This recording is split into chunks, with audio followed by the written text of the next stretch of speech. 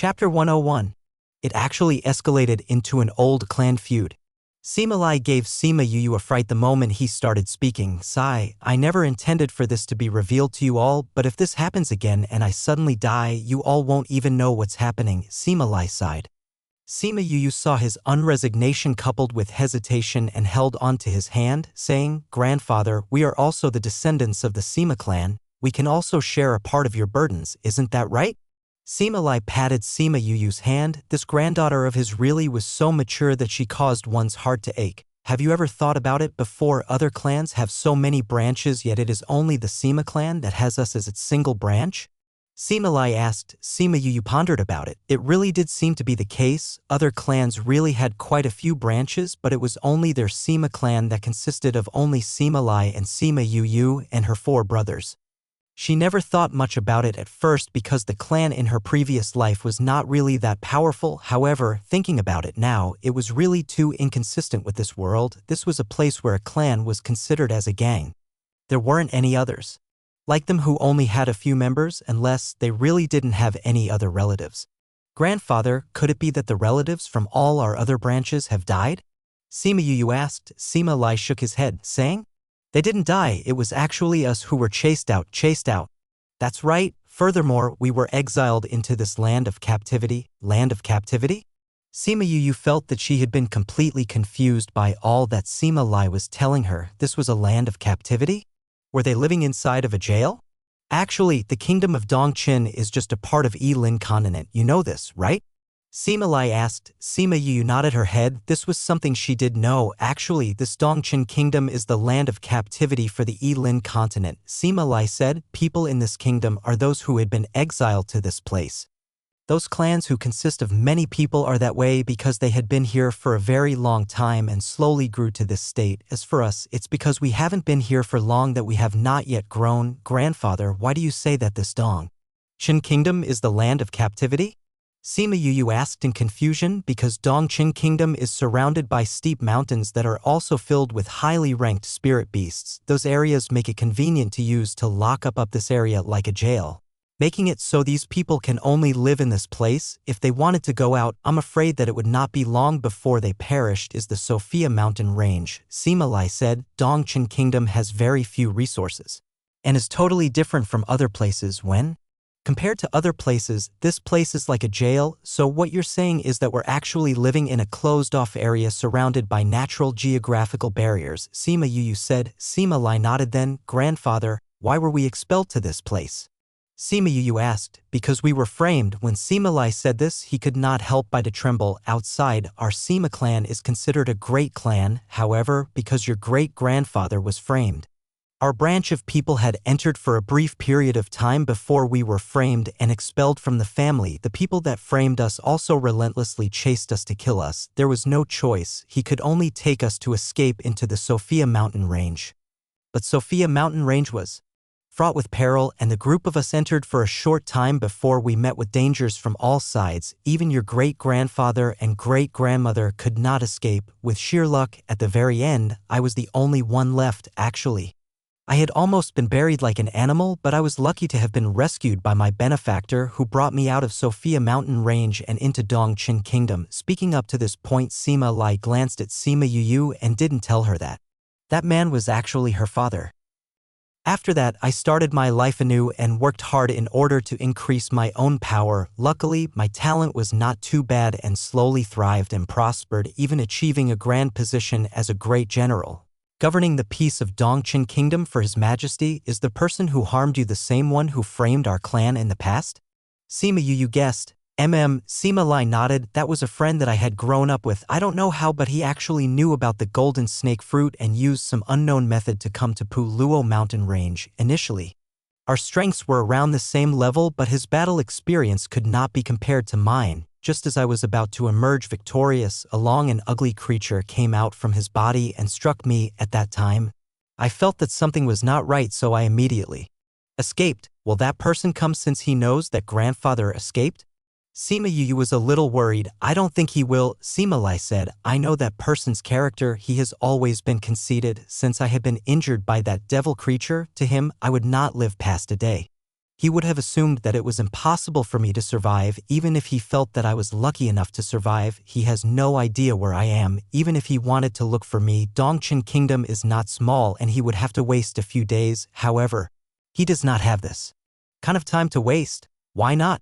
If I didn't remember it wrongly, there will soon be a grand event happening in the Sima clan, so everyone has to go back or else they will be punished. He can't afford the delay, Sima Lai said, but at the end of the day, this is still a possibility. Sima Yu thought it over. Since he knows you are here, he would be able to guess that you are the head of the family. If the plan to get rid of all witnesses, I only fear that our future days will not be easy to pass. I think so too, Sima Lai let out a sigh. Sima Yu saw Sima Lai furrow his eyebrows and smiled at him, saying, "Grandfather, you don't have to worry too much. This is just something we're guessing. Who knows, that person may not have the spare time to come over. It is better for you to heal up properly. We can talk about future things later on." Sima Lai saw Sima Yu smile and the worried in his heart faded quite a bit. He resolved in his heart that no matter what happened, he would definitely protect her. Sima Yu waited for Sima Lai to meditate and heal his wounds before leaving the room. As she was leaving the room, the smile on her face disappeared and was replaced by a deep worry. That person could possibly not come down right now, but he was definitely a threat. It looks like I have to think of a way to increase my brother's powers, or else we would not have the power to fight back when those people come. Sima Yu teleported into the spirit pearl and ran over to take a look at the 5 remaining golden snake fruits. Right now, these were the only things she could use to increase their powers. However, she was unable to refine any of these pills right now. Aside from relying on pills, there are other methods. Little Spirit informed her as he appeared at her side. There are other ways? Sima Yu looked at Little Spirit and ran over to him, saying, "Little Spirit, what other ways are there? Your current fawning look is so ugly." Little Spirit looked down on her as he said. Sima Yu slapped him on the head and yelled, "What fawning look? Say it quickly. What other methods can I use?" Chapter 102. Little Spirit never thought that Sima Yu would change just like that, and so did not avoid her hit. After he had been hit, he held his head and stared at Sima Yu. Sima Yu saw Little Spirit's big round eyes stare at her aggrievedly and immediately felt a bud of affection. She hugged him and patted his head, saying, "All right, aren't I just anxious? Say it quickly. What other way is there?"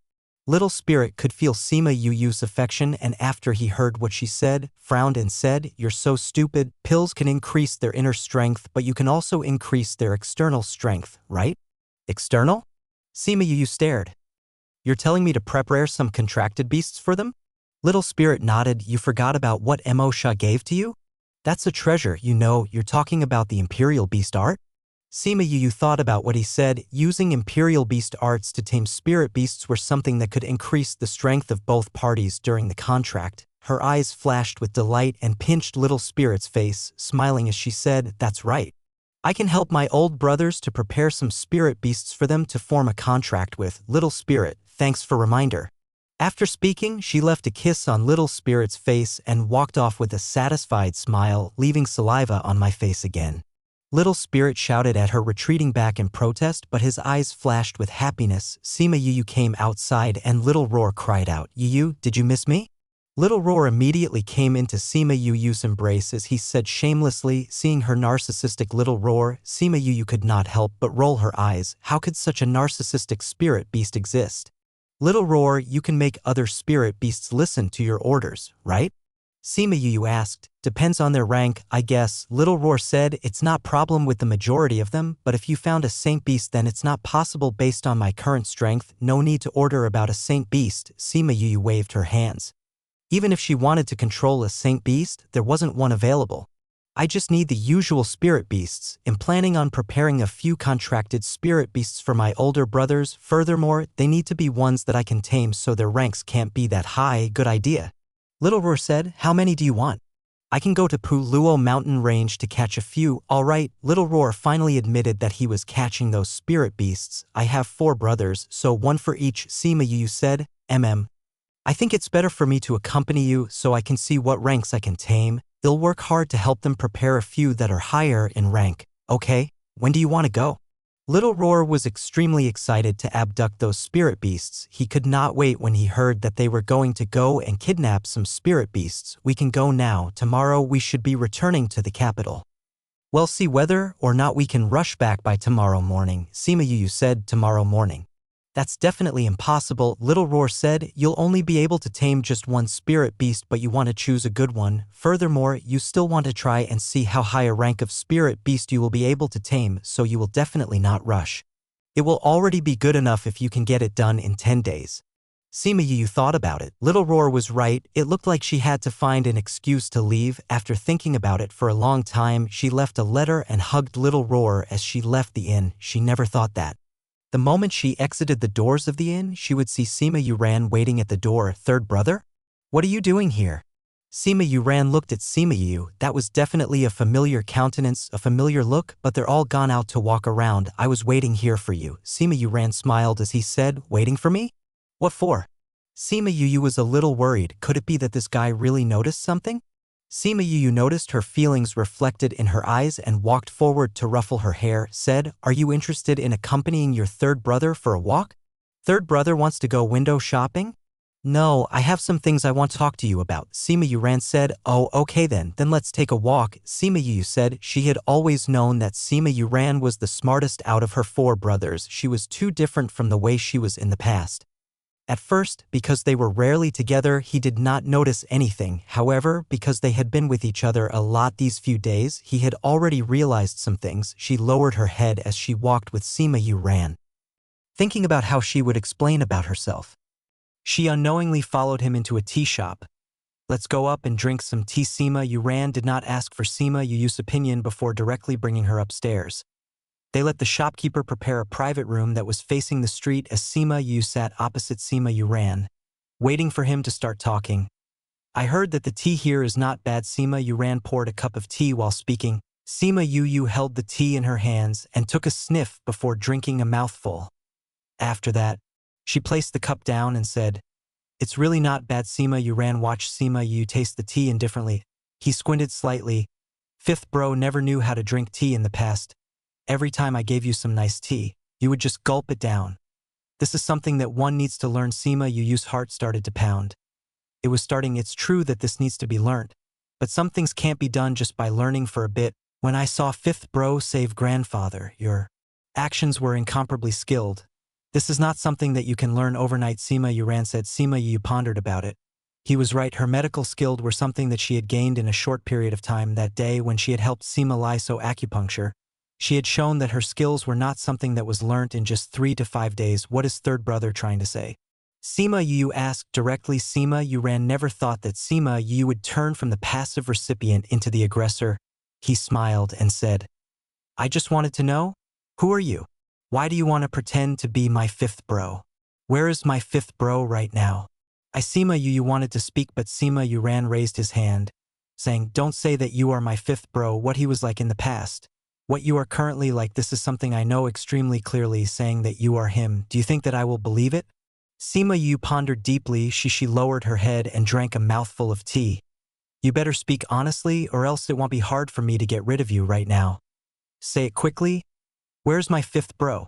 Sima Yu looked up. Seeing that Sima Yuran's eyes were filled with anxiety, she let out a breath, saying, Third brother, it's really me. Impossible. Sima Yuran refuted immediately. When I was 4 years old, I peed the bed, and when you asked me to wake up, you happened to see me shoving my wet pants under the bed. Sima Yuran's body trembled as he looked directly at Sima Yu. When I was 5, you brought me outside the capital, to a little tree to get some honeycombs. We were both attacked by bees, and we didn't know how, but one of them entered your pants and stung your balls. When I was 10, you liked a lady, and it was me who encouraged you to go for her, but you had given up in the end also. When I was 10 years old, it was my first time experiencing that monthly occurrence, and you lost your head out of fear, thinking that I was going to die. It was you who helped me to look for that sanitary cloth, and that servant girl almost mistakenly thought that you were up to no good. Cough, cough, don't say any more.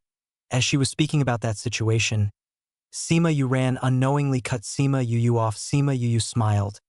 All these are things that we promised that we would keep secret. All these years, no matter how hard it was, I never told anyone. Do you believe me now? Chapter 103. Sima Yuran was suspicious in his heart, but the things that Sima Yu said were really things that only two of them knew. However, saying that the person in front his eyes was his familiar little sister was something that was really strange. This was definitely two different people no matter which angle one looked at it, but when did you learn medical arts? Sima Yu heard him ask in this way and knew that he had already believed her identity. She said, "Did grandfather ever tell you about the seal on my body?" Seal? Sima Yuran knitted his eyebrows together. It seemed that he had never heard about it. However, hearing her speak like this, it didn't seem to be fake. What is that about? Sima Yu shrugged her shoulders, saying, "I don't know either, but when I spoke about it, it gave me memories of my past life. Later on, because of the seal, it sealed a part of my memories as well. Even later on, because I had been hurt, the seal shook a bit. I recovered a bit of my memories. Those medicinal arts were things I knew in my past life. Memories of your past life?" Sima Yuren felt that it was a bit outrageous, but this was the best way to explain things right now. Don't tell me that your huge change in character, as well as you doing these things that you never used to do, were things that you knew how to do in your past life? Sima Yu thought of how she was framed and killed by the second in charge of her organization back on Earth, and she thought of the dream where Shimin Yu experienced heartbreaking pain and her complexion turned bad. She smiled, saying, "Third brother. Those are already old memories and have already passed. It's fine not to talk about them." Sima Yuran knew that Sima Yu had definitely thought of some unhappy things and no longer continued to pursue in his question. The two of them eventually settled into silence. "Third brother, this thing, if you are willing to tell our older brothers, then please tell them. I won't ask you to keep this a secret." Sima Yu did not wish to continue in silence and said, "As long as you're our fifth bro, then all these things are not important." Sima Yu smiled as she said, "Thank you, third brother." Sima Yuran looked at Sima Yu thanked him sincerely. "I am your older brother and it's natural for me to want to protect you. If those guys aren't able to realize it, then they are the ones who are not smart. It's not because I didn't tell them. I just knew that third brother was the smartest." Sima Yu smiled and said, "Third brother, I want to ask for your help for a certain thing." "What thing?" Sima Yuren asked. "I want to go back to Pu Luo mountain range. Will you be able to take them and leave first?" "I'm afraid that if I tell grandfather, he won't let me go." Sima Yuran raised his eyebrows. "Then how do you know that by telling me I will agree to letting you go?" "Pu Luo mountain range is too dangerous. How could I let you go alone?" "Third brother, the last time I was alone at Pu Luo mountain range, I was there for a few months. Did you forget?" Sima Yu said, "There is something urgent that I have to settle. Don't worry, I know how to come back by myself after I exit the mountain, but I'm not the same me as I was in the past. I'm someone who has memories from 2 lives and I won't take my life as a joke." Sima Yu said, "Let's just do it this way. Third brother, help me to settle grandfather. He'll take my leave first." After she finished speaking, she didn't wait for Sima Yuran to reply and immediately turned around and ran out. Sima Yuran watched Sima Yu leave and laughed as he shook his head. "This brat, her impatience is exactly the same as in the past." He looked up and looked out the window and happened to see Sima Yu run out to the main street. She could feel his gaze and turned around to wave at him. "Third brother, remember to help me keep this a secret." After speaking, she even made a gesture with her hands in the air. Sima Yuran didn't reply her, but in his heart, he was thinking about what to tell Sima Lai once he returned, since she said that it was a secret. She didn't want anyone to know that she had gone to Pu Luo mountain range. Thinking about the gesture that Sima Yu had just made, Sima Yuran's trust in her increased but a bit. That gesture was something that they would show each other when they asked each other to keep something a secret. For her to do it subconsciously showed that she was really his sister, not an imposter. Even though he was so smart, he never thought about the possibility of switching souls. Furthermore, Sima Yu really treated the Sima house as her own house and thought of all them as her own family, and they treated her as the real Sima Yu. Sigh. Really a mischievous kid. He sighed and stood up to leave, his footsteps much more lighthearted than before. Sima Yu left the city and called out Yiguang, who let her ride on him to head towards Pu Luo mountain range. She didn't know what excuse Sima Yuran would come up with, but she believed that she would definitely be able to lead Sima Lai and the others back home. Yiguang was definitely not slow and quickly brought them back into Pu Luo mountain range. She was very clear about her current mission, which was to catch some spirit beasts. Because she didn't know what rank of spirit beast she would be able to tame, she would start to tame spirit beasts from the lowest rank. She first read the Imperial Beast art again a few times and committed the methods and important parts to memory. It was only after that she let Yiguang and Little Roar go and catch a spirit beast of first rank. The first time she used the Imperial Beast art, Sima Yuyu's heart was still nervous. That low-ranked spirit beast was small and lay trembling on the ground because of Yiguang and Little Roar's spirit pressure. Sima Yuyu walked over and placed a hand on its head. After that, she followed the imperial beast art said, and transferred her internal spirit energy, working hard to set up a connection between her and the spirit beast. Yiguang and Little Roar stood at a side and watched because they didn't dare to say anything and end up distracting her. They only used their contract connection to talk. Little Roar, what does it feel like to be tamed? Yiguang said at that time he had taken the initiative to ask Sima Yuyu to be his master, so he didn't know what it felt like to be tamed. How am I supposed to know? Little Roar said, it's not like I've ever been tamed. You were also not contracted with taming? Yiguang looked at Little Roar in surprise. Humph, it's all because I didn't know how old I was that time and met that cunning Yuyu who cheated me. After that, I had no choice but to follow her. Sigh, thinking about it now fills me with bitter tears. Yiguang looked at the way Little Roar was acting and he could only lament a single sentence. He really knew how to act. Say, do you think our master will be able to tame the spirit beasts? Yiguang saw that Sima Yuyu had not succeeded after such a long time and asked with a bit of uncertainty. Of course. Little Roar would, any time and place, have an attitude of absolute and unwavering trust towards Sima Yuyu. No matter what, there are only things that Yuyu doesn't want to do and nothing that she cannot do. It just happened that Sima Yuyu had finished taming the spirit beast and heard what Little Roar had said, so she looked at him speechlessly. This guy, he really had an overflowing amount of trust in her. How could it be that she didn't know when she had become so powerful that she could do whatever she thought of doing? Yuyu, are you done taming? Little Roar flew over and asked when he saw that low-ranked spirit beast obediently lie on the ground. This is my first time using the Imperial Beast art and am not familiar with it, so I went down a few wrong routes and wasted a lot of time. Sima Yuyu said what she didn't know was that it could be because the Imperial Beast art was strong or because her mental strength was abnormally strong, but the time that she took to tame it was much faster than most beast tamer masters, especially since it was her first time. If the Beast Tamer Master Guild knew that she had succeeded at her first attempt at taming a beast, they would have raised a storm. Chapter 104.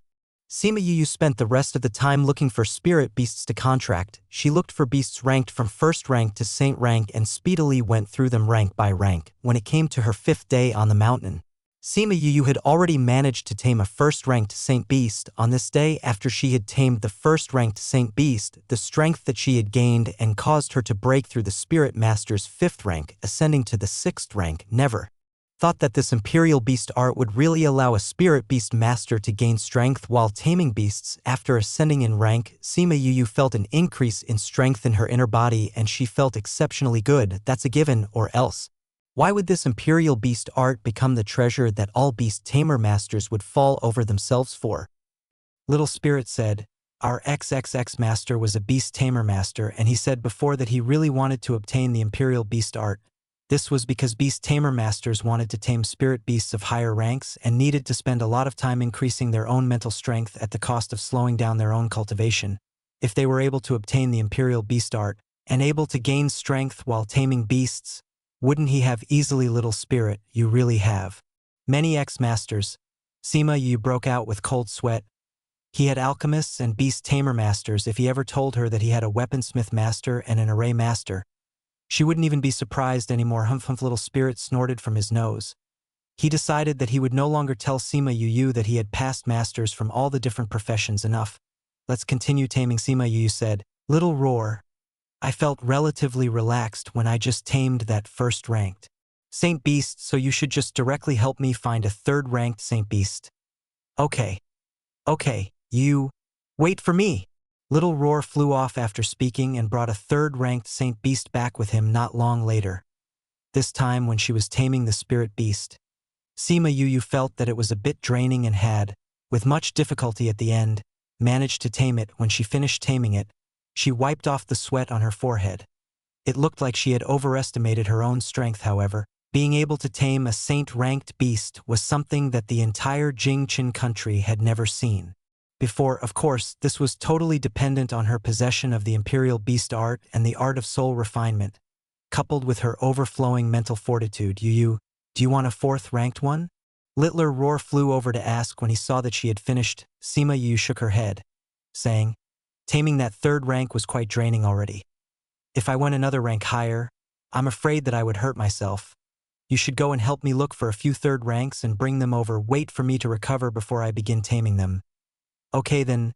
Little Roar finished speaking and flew off again. Sima Yu watched Little Roar abduct spirit beasts with such a passion and laughed as she shook her head. After that, she let Yiguang protect her as she closed her eyes to regain some of her exhausted mental strength. It could be that it was the first time that she had finished using up her mental strength while taming, so Sima Yu had to use an entire night in order to recover. It was only on the second day that she managed to completely recover. She directly used up an entire day's worth of time to tame those spirit beasts and another night to recover, repeating the cycle over and over again until she had finally completed taming those few third-ranked saint beasts. After that, she also cultivated a few saint beasts of first, second, and third rank and kept them all into her spirit pearl, in order to prevent them from knowing about the secret of her spirit pearl. She let Little Spirit keep them alone in a particular area. Master, you have already been stay here for almost half a month. Yiguang saw that Sima Yu was more or less ready and that the saint beasts had already been more or less swept clean before speaking out to remind her, we should leave soon. Sima Yu nodded. Not sure how the capital is like right now. Wait for Little Roar to come back, then we can return. After speaking, she shouting for Little Roar a few times in her heart and told him that they were going to leave soon, so he should come back quickly or else she would leave him behind without a care. Cruel Yu. Little Roar lamented before turning to the spirit beasts beside him that he was happily conversing with, saying, I have to go, Sai. Don't miss me too much. After he finished speaking, he flew back towards Sima Yu, leaving behind a female monkey that was looking at him. Reluctant to watch him go, Sima Yu could sense the situation that was happening at Little Roar's side and her whole face turned black. This guy, he actually went to go chase girls. I'm wrong, he went to chase spirit beasts. Yu, I'm back. Little Roar came back and rolled in Sima Yu's embrace. Sima Yu lifted Little Roar up by his neck, right in front of her face, and looked left and right. Yu, what are you looking at? Little Roar asked as he looked at Sima Yu with large, surprised eyes. I'm checking to see whether or not you are really an ancient mythological beast. Sima Yu said. Little Roar swung his head to the side and said with incomparable arrogance, are you able to see it clearly? I only see a perverted beast. Sima Yu flung Little Roar away and sat on Yiguang's body, saying, let's go. Upon receiving the order, Yiguang stirred his limbs and started to run. Little Roar regained his balance in the air and saw that they had left first, complaining. Actually treat a handsome and confident ancient mythological beast this way? Really a woman with a poisonous heart? But other female animals are powerless against me. Why is Yu always so violent? Could it be that she was a male in her past life? Not right, wasn't she also Yu in her previous life? Sai, so confused, being unable to come up with an answer, he saw that Sima Yu and the others had already ran very far, so he rushed to catch up with them. He sat on Yiguang's head and, with the attitude of a commander, looked towards the front. With Yiguang's speed, they very quickly arrived back at Salt City. Sima Yu first went to look for the inn. She found out that Sima Lai and the others had already left 10 days ago, so she directly went to the Spirit Master Guild and took the teleportation array back to the capital. 1 day later, Sima Yu arrived at the capital and immediately headed straight for the general's residence. Fifth young master, you're finally back. When the steward saw Sima Yu, he ran over excitedly. Hey, I'm back. Where's grandfather? Sima Yu smiled as she asked. General is in the hall, the steward replied. I'll go look for grandfather. Sima Yu walked off right after she spoke but was pulled back by the steward. Fifth young master, it's better not to go right now. The people from the Nailin clan are here, the steward said. People from the Nailin clan are here? Is it Nailin he? What did they come for? Sima Yu asked. Didn't she ask Bei Gong Tang and the others to cause trouble for Nailin he and the others? How could they still have the time to come here to find trouble? It's not Nailin he, it's the great elder from the Nailin clan who said he wants to see you, the steward said. However, the general has seen that they look like they're up to no good and are afraid that it's nothing good. He instructed us that if you were to come back, not to let you go to the hall, great elder? Sima Yu searched for a great elder from the Nailin clan. From her memories, it was known that apart from their old ancestors, he was the strongest man who was most capable of breaking through to Spirit Saint. Sima Yu had initially wanted to head to the hall to take a peek at that great elder, but the steward would rather die than let go. Thinking about how Sima Lai was not unable to deal with an elder, she let it go and turned around to return to her house. The steward looked over at the guard, hinting to him to let them know when the people from the Nalan clan had left before leaving together with Sima Yu. When she returned to her own house, seeing that the steward would not leave her, she didn't know whether to laugh or cry. He still treated her as the same youth who would easily get hurt and was afraid of her getting even a little hurt. This warmed her heart and she kept the feeling in her heart. Thinking of the Nalan clan, she smirked in her heart. She beamed at the steward and said, "Steward, didn't something happen to the Nalan clan recently?" Chapter 105. Fifth Young Master, how did you know? The steward looked at Sima Yu with astonishment. That incident involving the Nalan clan was a secret to outsiders if it were not for the fact that they were constantly observing the situation over at the Nalan clan. They would not have known about it either. However, Fifth Young Master had just returned to the capital. Right? How did he know?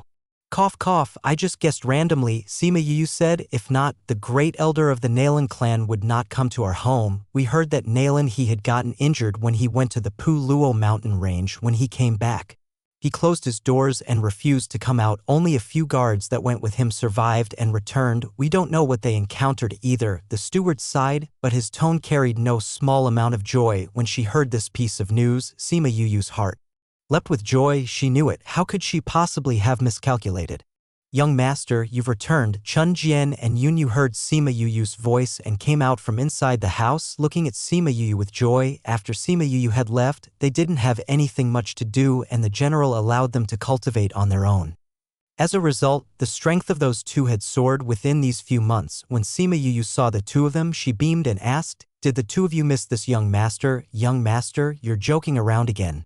Chun Jian smiled and replied, "Young master is frequently not at home. Of course we would miss you." Yun Yu said, "Young master, how long are you planning to stay at home this time?" "I should be going to the academy tomorrow." Sima Yu said, "Your young master has seen that your strengths have risen by quite a bit. I'm not sure whether or not your culinary skills have improved as well. Go, prepare dinner for young master. I'm going to starve to death." Chun Jian and Yun Yu exchanged glances before saying simultaneously, "Wait for a bit, young master. Your servant girls will go now to prepare it." After they finished speaking, the two of them bowed and excused themselves and headed to the kitchen to cook. Sima Yu was ready to go back to the house and she saw the steward was still standing inside the house. She waved at him and said, "You should go about doing your things. Since I've returned back to this place, I won't go and see that Nalan clan's pickled old man anymore." The steward really did have things that he needed to do, so he looked at her hesitantly, cupped his hands and said, "Then this old servant will first withdraw. Go on." "Go on." Sima Yu waved her hand. She waited for the steward to leave before she entered her own room. After a short moment, Chun Jian and Yun Yu brought her dinner in. When she saw the amazing and delicious meat and vegetable dishes, Sima Yu could not help but to secretly nip some. "Looks like your culinary skills didn't deteriorate even when this young master wasn't around." Hearing her compliment them, Chun Jian and Yun Yu broke out into smiles. "Fifth young master." Just as Sima Yu was ready to begin eating, a guard shouted from the house. Chun Jian went outside and very quickly returned back in, saying, "Young master, the Lord has called others to tell you to go over." Sima Yu glanced at the dishes and sighed, saying, "Wait for this young master to come back before I eat." Then, "Young master, that guard said just now that the general passed on the message to tell you to bring your dishes along with you." Chun Jian added, "Oh, bring it along with me?" Then, Sima Yu went to Sima Lai's study room as Chun Jian carried the dishes and followed behind her. When they arrived at the study, Sima Yu took the serving tray and hinted for Chun Jian to go back. The guard standing outside the study had received the orders to open the doors for Sima Yu. When he saw her come over, Sima Lai was looking at something with his head lowered. When he heard voices, without raising his head, he said, "Come sit down here and eat." Sima Yu placed the food on the table and stretched forth an hand to take the letter in Sima Lai's hand. She placed a bowl of food into his hand and said, "Since we're eating,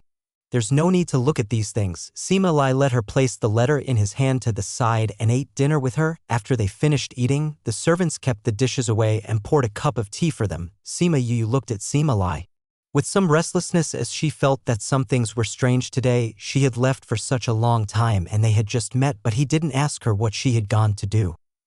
He also did not tell her the reason why he had asked her to come, and it was only to accompany him to eat dinner and drink some tea. Cough, cough. Grandfather, if there's nothing else, then I will return first. I still have to head to the academy tomorrow. Sima Yu caught the first sign of Sima Lai getting angry and wanted to use this as an opportunity to escape. No rush, there's still a lot of time before tomorrow comes. Sima Lai drank a mouthful of tea and slowly placed the teacup down. Oh.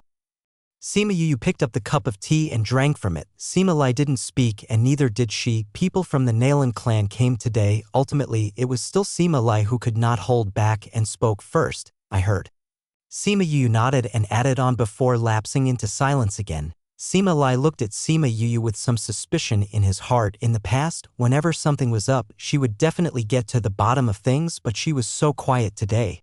So even though he wanted to reprimand her, he was unable to say it. He lamented in his heart that he was really unable to scold her at all.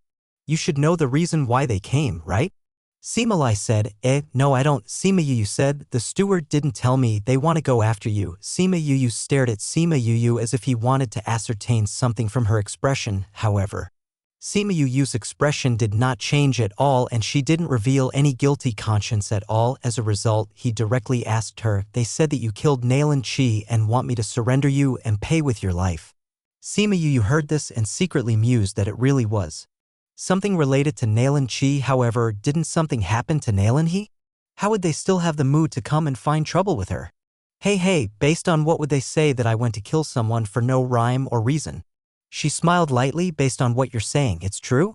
Sima Lai said. Sima Yu nodded. She never thought of keeping this from Sima Lai and said, it happened on the morning of that day when I left the home. On the road to school, he brought a guard who was a spirit master to specially to come and kill me. It's just that he was killed by me in the end. Actually, on the morning of the day that Nalan Chi had been harmed, the guards that Sima Lai had sent to protect Sima Yu had already told him everything that happened at the alley. Seeing that, Sima Yu did not hide it. Sima Lai said, right now, the Nalan clan is unable to find Nalan Chi's corpse. No matter who asks, you just have to refute them and it will be okay. Okay, I understand. Sima Yu nodded. However, the reason I called you here today was not to talk about that. Sima Lai changed the topic of the conversation. Say it, is the latest situation that happened to the Nalan clan caused by you? What situation? Sima Yu had not yet recovered her senses as she raised her head and asked Sima Lai. That time, Nalan he had gone to the Pu Luo mountain range to fight for the golden snake fruit, and on the way back, he kept being chased by different spirit beasts who tried to kill him. Does this have anything to do with you?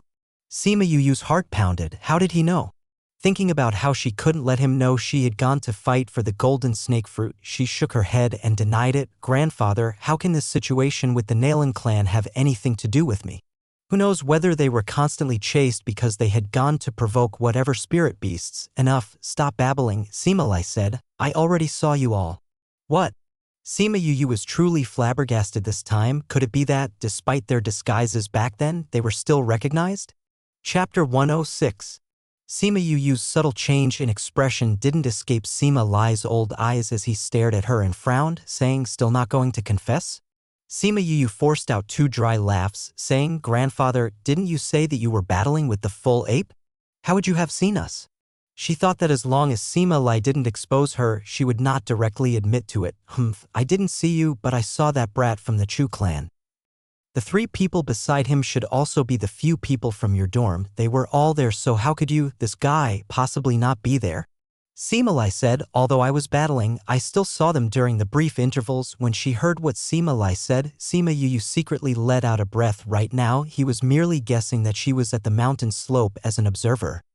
If he knew that she was the person who had stolen the golden snake fruit, the incident involving Mo Sha could no longer be concealed. Furthermore, she would definitely be harshly taught a lesson in any case that golden snake fruit could not be used directly, so when that time came, she would just refine pills and directly feed it to them, and that would be settled. Hey, grandfather, you weren't afraid of being injured by the full ape either. Releasing the worry in her heart allowed Sima Yu to relax her body. The situation the Nalan clan faced was caused by the few of you?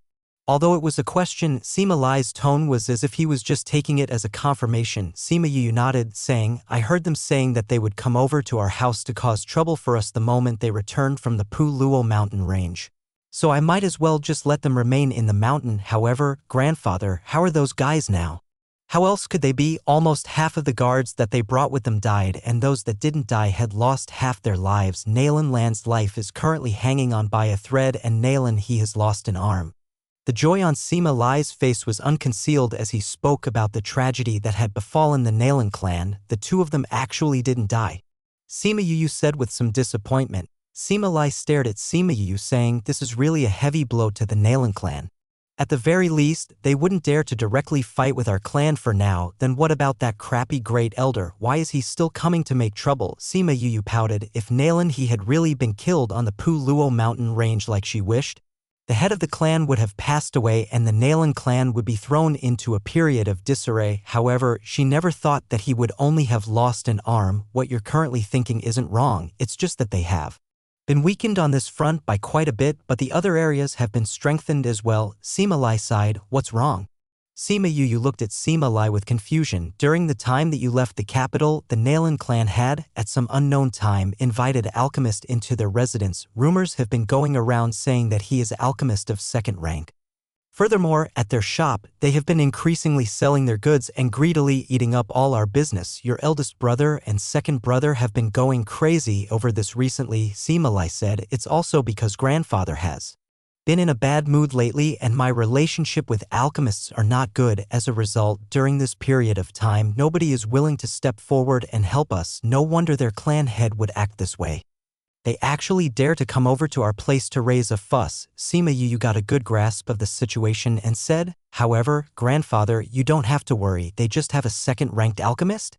We will have one too. She understood that alchemists was very attractive to cultivators and there were some mercenaries that yearned for alchemy. If the Nalan clan had an alchemist enter their clan, they would be able to arrogantly occupy that position of advantage. However, this was under the prerequisite that the Sima clan would be unable to find an alchemist. They had confidence in the fact that Sima Lai had bad relations with the alchemists, so none of them would be willing to enter their clan. However, they would never expect that an alchemist would appear from within the Sima clan. Sima Yu thought back to the time where she had just entered this world and Sima Lai had given her medicine to eat. The two of them had ridiculed the fact that those alchemists always walked with their noses high in the air, and she even said that she would become an alchemist. It had not even been half a year since she said that, but she had already fulfilled what she said she would do. So what if it's a second-ranked alchemist? She mumbled. I want to see for myself how powerful that second-ranked alchemist is. What did you say? Sima Lai saw that Sima Yu was talking to herself and asked, nothing, grandfather. If there's nothing else, then I will head back first. Sima Yu said, what do you mean nothing else? Sima Lai thought about how he still had something he had not talked about yet and asked, where have you been these last 10 days? Your third brother only said that you left because of some situation but didn't tell me where you went or what you went to do. You caused me to be worried to death. It was only now that Sima Yu recalled the situation regarding the spirit beasts and said I didn't really go anywhere. I just went to look for a friend to tame some spirit beasts before I returned. Didn't you say that those people could come at any time? I was just thinking that we didn't really have any way to increase our strength. It just so happened that the Nalan clan attracted a few spirit masters, right? Then we will use spirit beasts to catch up. After she finished speaking, she called out a few spirit beasts from within her spirit pearl and the study room was suddenly filled with transformed spirit beasts. Sima Lai was shocked by the sudden change that happened right in front of his eyes and looked at Sima Yu, saying, where did all these come from? I told you that I asked my friend to get it done, remember? Sima Yu said, half of this group are Saint Beasts, and only a few of those are third-ranked Saint Beasts, so well leave those few for my brothers. Their current strength should allow them to tame their second spirit beast, right? As for those lower-ranked ones, we can just sell them away at the shop. Well, take it as offsetting some of the setbacks that occurred because of the pills. The higher-ranked ones can be given to a few trustworthy guards to form a contract with. How does that sound? Grandfather? Sima Lai looked at all those spirit beasts with excitement. He had initially been wanting to find a beast tamer master to help the people in his residence contract some spirit beasts, but highly ranked spirit beasts weren't cheap. If they were to go to the Beast Tamer Master Guild, they would only be able to contract those one rank below Saint Beast, since those above and of the Saint Beast rank were only found once or twice a month. Aside from having to be provided with a Saint Beast, one still had to spend a large amount of money on the taming fees. He never expected that Sima Yu would have settled this problem during the period of time that she was away. He was incomparably excited about this and was, at the same time, praising Sima Yu's accurate and detailed planning. He had just told her about their current dangers, but she had already thought of using spirit beasts to increase their strength. Oh right, I have something to add. That person told me that the spirit beasts she tamed were more special. If they were to be contracted by someone, they would both experience an increase in strength. When they were strong enough, they would be able to directly increase in rank. Furthermore, when the master increases in rank, the spirit beast will also increase in rank. Sima Yu added. What? Sima Lai suspected that he had heard wrongly and asked again. You said that it would be able to increase in rank even after forming a contract? And any time the master increases in rank, the spirit beast will as well? That's what that person told me. It seems like the way in which she contracted the spirit beasts was pretty special. However, I don't know whether it's really true. Sima Yu said, Grandfather, first look for men to come and settle these spirit beasts. With regards to the Nalan clan and their pills, it will be settled in a while. Chapter 107. Sima Lai saw that Sima Yu had so much confidence and decided in his heart that he would believe her. It seemed like it had really been a long time since an alchemist had come to help the Sima clan. You can return first.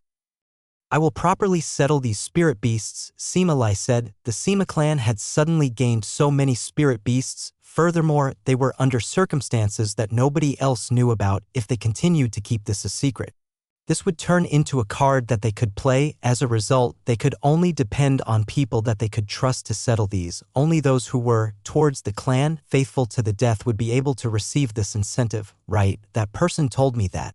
This has to remain a secret and they won't tell others. All right, I'm heading back. After handing the spirit beasts over to Sima Lai, Sima Yu left the study room and no longer asked anything about the situation related to the spirit beasts.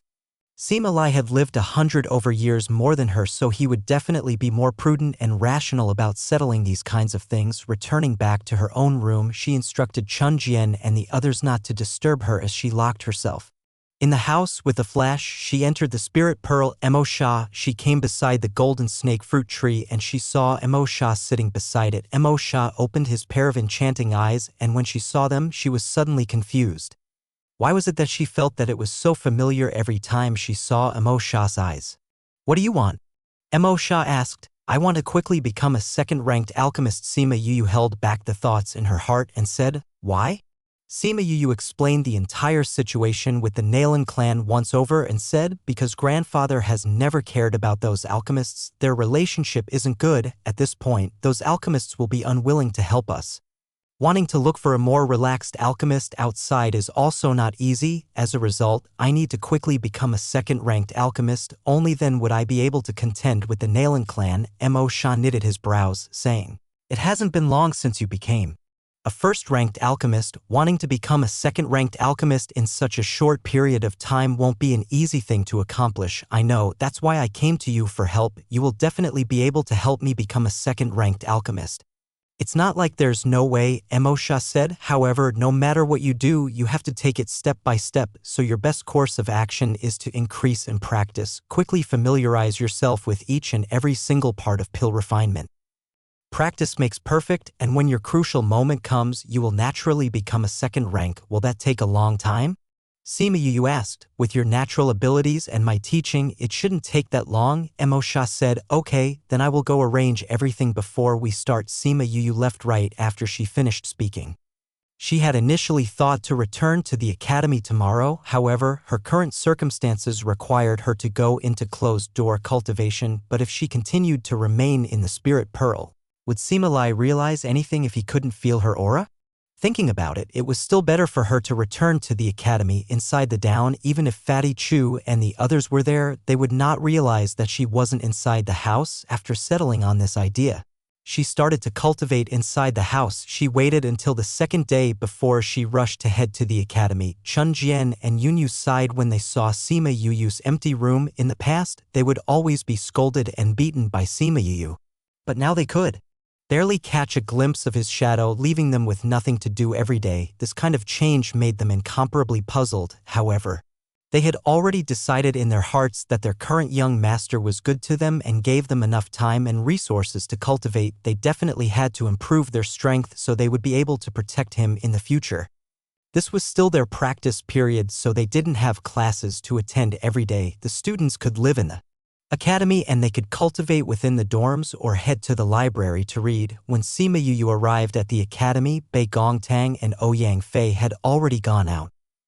She wasn't surprised at all when she thought about how it was normally impossible to catch even a glimpse of the two of them. Fatty Chu had already returned to his clan and Wei Ziqi was the only one left in the house leisurely reading a book. Yu? Hearing the sound of the main door opening, Wei Ziqi looked up. Seeing Sima Yu, he happily stood up. Ziqi, how come you're the only one here? Sima Yu asked as she walked over and sat down. Ouyang Fei and Bei Gongtang left early in the morning, while Fatty Chu left for home yesterday and hasn't returned. Wei Ziqi said, Yu, where did you go when we were in Salt City? Why did you leave without a word? Sima Yu touched her nose, saying, at that time here was something urgent I had to attend to, so I just got third brother to help me pass on the message. Have we submitted our mission yet? Wei Ziqi nodded. We went to submit it on the second day. I kept all the pill ingredients, so even though you weren't here, the four of us had more than enough and it just happened to be enough to make up for your portion. As a result, we got full marks for our mission this time. Really? Sima Yu was also happy when she heard that they scored full marks for their mission. Thank you guys so much. What's there to thank? Wei Ziqi said, if you didn't give us the opportunity to learn how to work together, it would not have been possible for us to obtain the carcasses of so many spirit beasts. How long will you be staying here this time? I plan to stay here for a period of time, Sima Yu said. I plan to spend the rest of my time in closed-door cultivation, so I may not be out much. You want to go into closed-door cultivation? Wei Ziqi looked at Sima Yu with astonishment. People normally went into closed-door cultivation when they wanted to break through in rank. Could it be that she was once again close to making a breakthrough? Could she not give people this kind of attack? If he knew that Sima Yu had already broken through in rank, it was possible that his little heart would not be able to take the impact and would suffer even more. Right, he'll head back first to tidy up the house a bit. Sima Yu headed back into the house the moment she finished speaking. Wei Ziqi looked at Sima Yu's retreating figure and thought about how she was so addicted to working hard, so what reason was there for him not to? He purposed in his heart that as long as he wasn't spending his time in the library researching, he would be cultivating in his room. Sima Yu swept her place clean and then entered the spirit pearl to cultivate. Right now, she was already familiar with refining rank 1 pills, so when Bei Gongtang and Ouyang Fei returned, she had already refined a few furnaces worth of pills when she knew that they had returned. Sima Yu exited the spirit pearl and interacted with them for a bit. Before telling them that she was going into closed-door cultivation and heading back into the spirit pearl, let's start the closed-door cultivation now. Sima Yu looked to Mo Sha as she said. Mo Sha nodded, saying, from now on, you will spend the mornings cultivating in the spirit pearl and the nights recovering your mental strength and spiritual chi. Although this golden snake fruit tree is able to give off an aura that can nourish the soul, it needs to absorb moonlight, so we will need to go outside at night. Sima Yu glanced at the golden snake fruit tree and realized that it did not have the white mist lingering around it like it used to. She reckoned that the moonlight that strengthened the body had almost been completely consumed. You have already spent the day refining pills, so you should first rest tonight to recover your mental strength, Mo Sha said. Mo Sha nodded. With a single thought, she brought the golden snake fruit tree and Mo Sha with her as they left the spirit pearl. It just happened that the moonlight was shining bright this night, so she let Little Roar take away 2 pieces of the wall tiles, allowing the moonlight to shine inside. The moment the moonlight shone on the golden snake fruit tree, the leaves emitted a faint misty aura. Sima Yu and Mo Sha crossed their legs and sat beside each other, using the golden snake fruit tree to recover their soul and spirit. Chapter 108. Like this, Sima Yu began her days madly cultivating her pill refining skills. In the day, she was inside the spirit pearl refining pills, while in the night she came out to recover her mental energy while helping the golden snake fruit tree to replenish some strength while she was at it. In order to help her Sima clan, Sima Yu spent a huge amount of time refining pills that they would use often, ranging from those pills that stopped the bleeding to those that recovered dispersed aura. All these pills that were commonly used by mercenaries and spirit masters, The reason why the Nalan clan was able to get the favor of the mercenaries was because their prices were slightly lower than the ones from the Sima clan. Speaking up to this point, the Sima clan were also helpless because of their lack of an alchemist. Their shop never sold pills to begin with. However, this was the reason why other achievements got affected. There was no choice, they had to go to other shops in order to buy pills wholesale, pushing the prices slightly lower, then setting their prices according to the usual market rate in order to sell them to the public. This was also the reason why the pills they sold could not be priced that cheaply. Looking at the Nalan clan, who was using this to pressure them, they could only glare at them till their eyes turned dry. The Sima clan did not have an alchemist. This was the main crux of the problem. Sima Lai had once thought of recruiting alchemists as well, but those guys had their noses so high in the sky that he really could not do it. In the end, Sima Yu understood that when refining pills, they would spend most of the time refining commonly used pills. Furthermore, these pills were the easiest to refine. There was a complete set of pill ingredients in the spirit pearl, so after 1 month, she had a few hundred bottles of pills in her hands. Today, when she pulled the pills out of the furnace, Mo Sha appeared in front of her once again. You can now try to refine a second-ranked pill, Mo Sha said. I can? Sima Yu looked at Mo Sha. He said before that if he didn't say it, she had to continue refining first-ranked spirit pills. She had listened to his instructions all along, even though she had felt as if she was able to refine second-ranked pills a few days back. She had continued refining first-ranked pills. Mo Sha nodded, saying, even though you perfected refining first-ranked spirit pills earlier, but according to what I said before, practice makes perfect.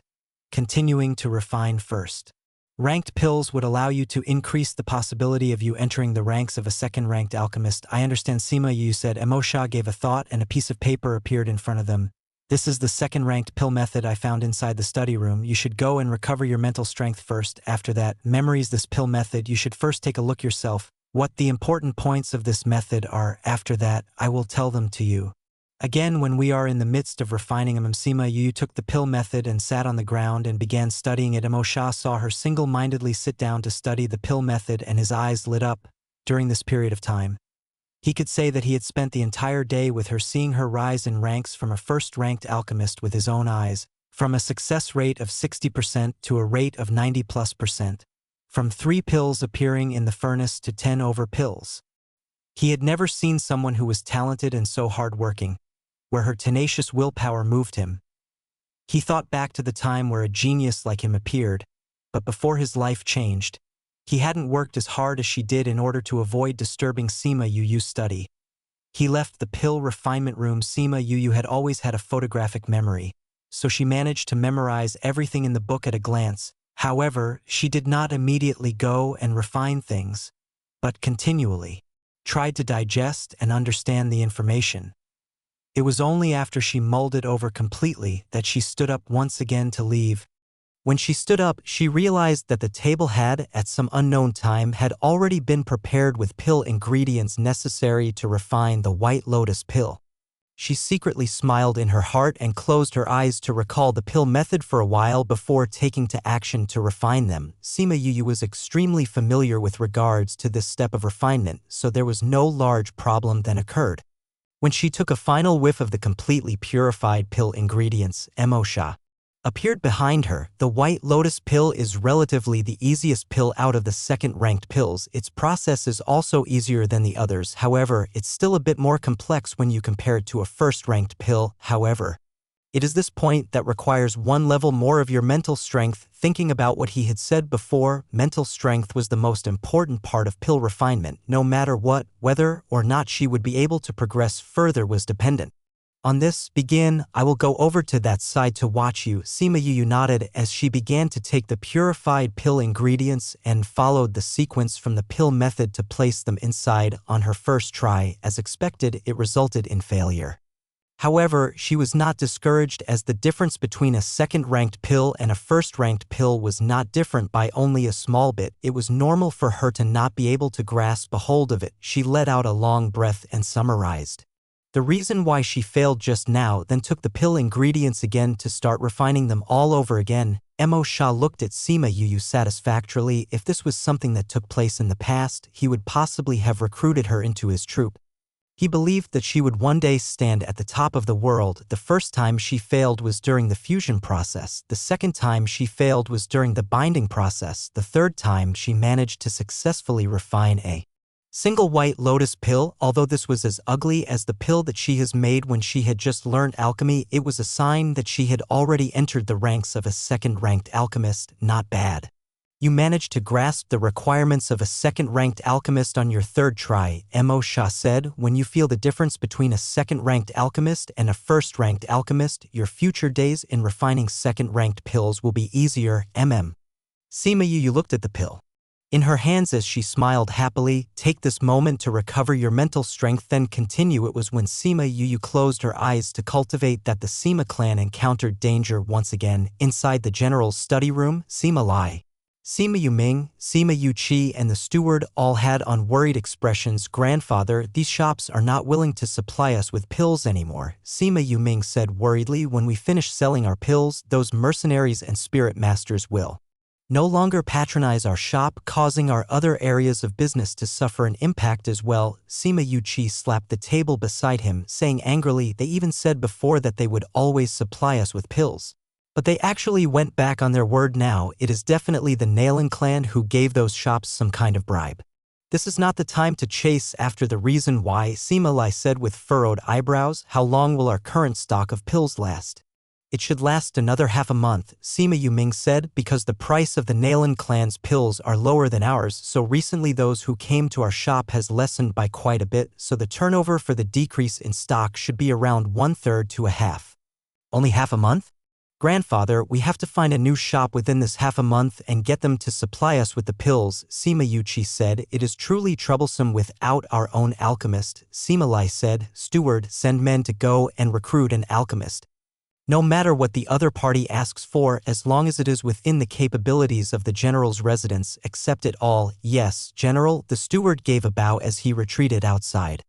According to the relationship between the general's residence and the alchemists, wanting to find an alchemist quickly was something that was definitely not easy. It looks like I can only go outside to find an alchemist who doesn't hold a grudge with us, the steward sighed as he left to make the arrangements. Chapter 109. After half a month, Sima Yu had already been very familiar with refining second-ranked pills. Refining for such long periods of time left her quite exhausted, so she gave herself time to rest and came out to see what the others were doing. Yu, you're out? Fatty Chu quickly walked over when he saw Sima Yu. What's up, Fatty? Seeing you look so anxious, could it be that some beauty is chasing you? Sima Yu laughed and teased. Fatty Chu came over, looked at Sima Yu and said, there's no beauty chasing me, only because no beauty has yet to appreciate this older brother's charm. I would have gone to call on you if you remained inside any longer. What happened? Sima Yu asked. It's the general's residence. They've recently got into big trouble. Hey, Sima Yu, what are you pulling on me for? Fatty had yet to finish speaking when Sima Yu pulled him into a run. Follow me back and talk as we go. Tell me what happened during this period of time when Sima Yu returned to the residence. Aside from Sima Yu Ming and Sima Yu Qi, who were constantly settling things, even Sima Yu Ran and Sima Yu Lu had returned. This was the first time, aside from the previous time when Sima Yu had been beaten, that the whole family had conjugated together. Seeing that Sima Yu had returned, Sima Lai and the others were very surprised. Earlier on, when they had sent men to get her from school, Fatty Chu and the others had sent a letter back indicating that she was in closed-door cultivation.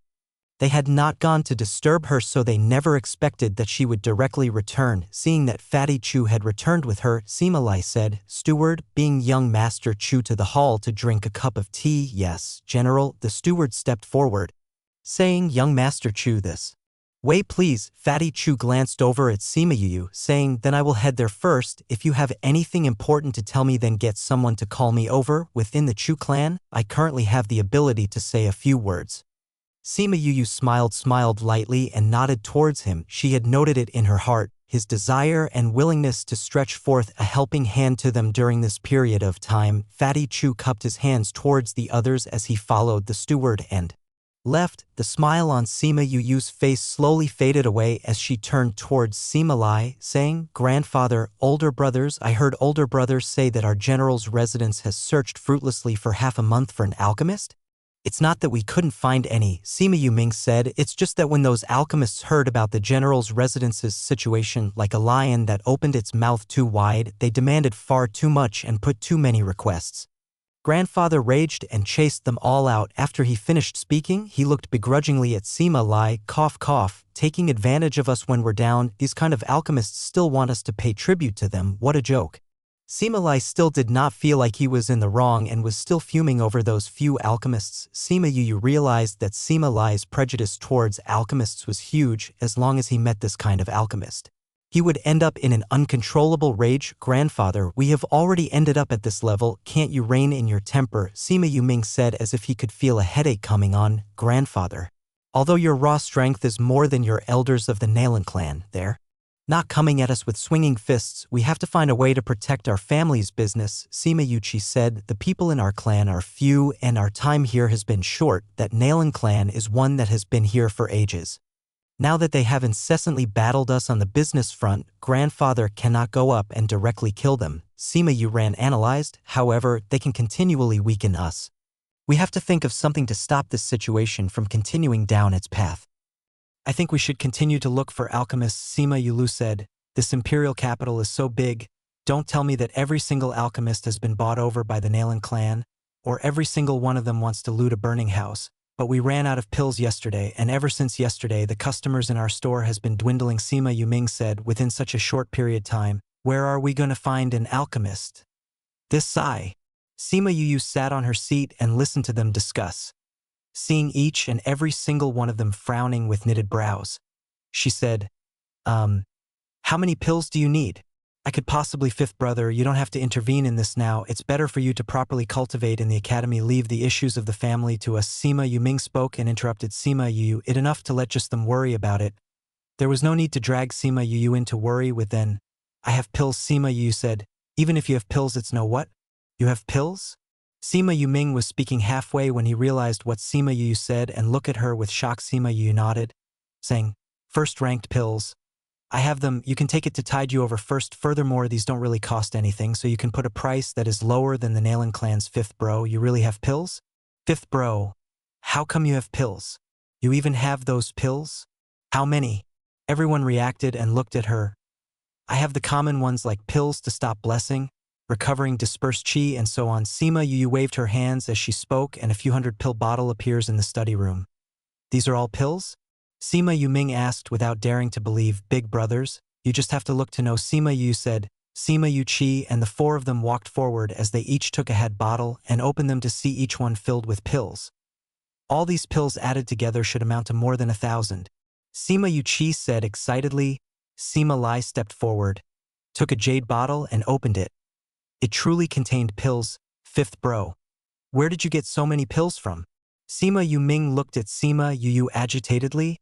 How much did you spend? Sima Yu touched her nose and said, I didn't spend any money. Didn't spend money? Then how did you obtain this? You better not have promised other people that you would do bad things for the sake of obtaining these pills. The eyes of every single person in the room turned from the pills and were focused Sima Yu as Sima Yu's face turned completely black from their response. How did they end up reaching this verdict? These are all pills. I refined myself, that's why I didn't pay anything. I didn't go and promise others to do anything like what you all assumed. They all calmed down after hearing her explanation. As long as nothing happened to her, all was well. You really gave us a shock, Sima Yu said. There's no such thing as a free lunch in this world, so we were afraid that something had happened to you. It turns out that you were the one who refined it. If so, then we can relax. What? You refined them? This time, everyone was even more surprised than when they had seen the pills just now. They all looked at her speechlessly. Fifth bro, all these pills were refined by you? When did you learn how to refine? Sima Yulu suspected that he was hallucinating. They had never known that Sima Yu could refine pills. Now that this kind of situation occurred, everyone was completely stunned. Sima Yu was secretly pondering whether it now not they should have this kind of large reaction, and she smiled and said, I said the previous time that I wanted to learn alchemy. Remember, when I could cultivate I started to learn how. It was fine if she didn't say it, but now that she said it, everyone's already astonished heart was once again mercilessly given another attack. Chapter 110. Fifth bro, you're saying that you only took half a year to become an alchemist? Sima Yulu looked at Sima Yu and was extremely suspicious about what she said. Sima Yu ran a look at the pills, then looked at her, thinking about how she had suddenly known medical arts. He thought that the art of refining pills was somewhere in her memories as well, so compared to the rest of them, he was much less surprised. Ha ha ha.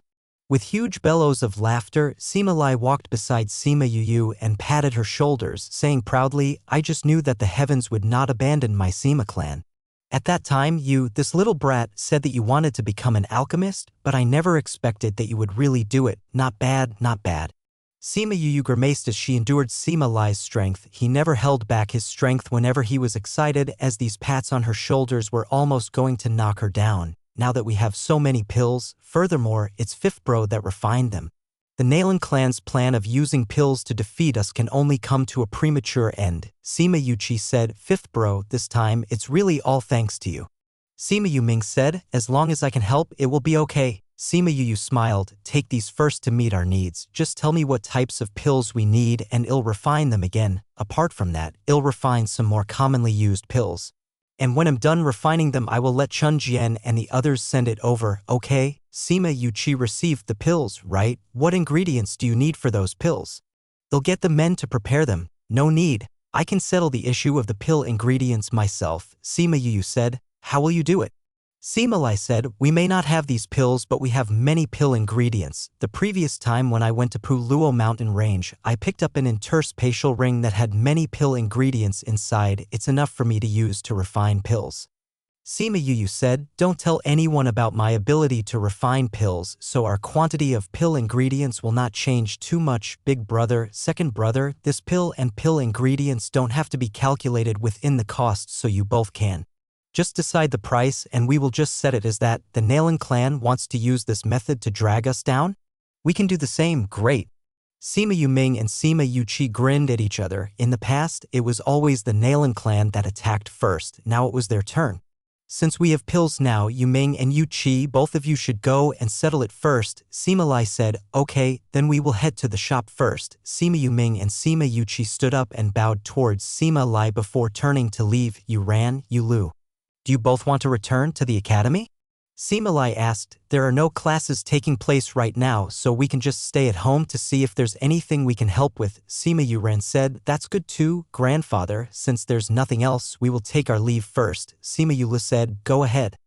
The large issue that had been weighing upon his heart was settled, so Sima Lai was feeling much better. "Yu, stay behind for a while." Sima Yu was just preparing to leave with them, but hearing what Sima Lai said, she sat back down on her seat. Sima Yulu and Sima Yuran glanced at her and left. Only the grandfather-grandson pair was left in the house, so Sima Yu asked, "Grandfather, is something the matter?" "I have already distributed the spirit beasts that you brought back with you the last time," Sima Lai said. "Then when they formed a contract, did they advance in rank?"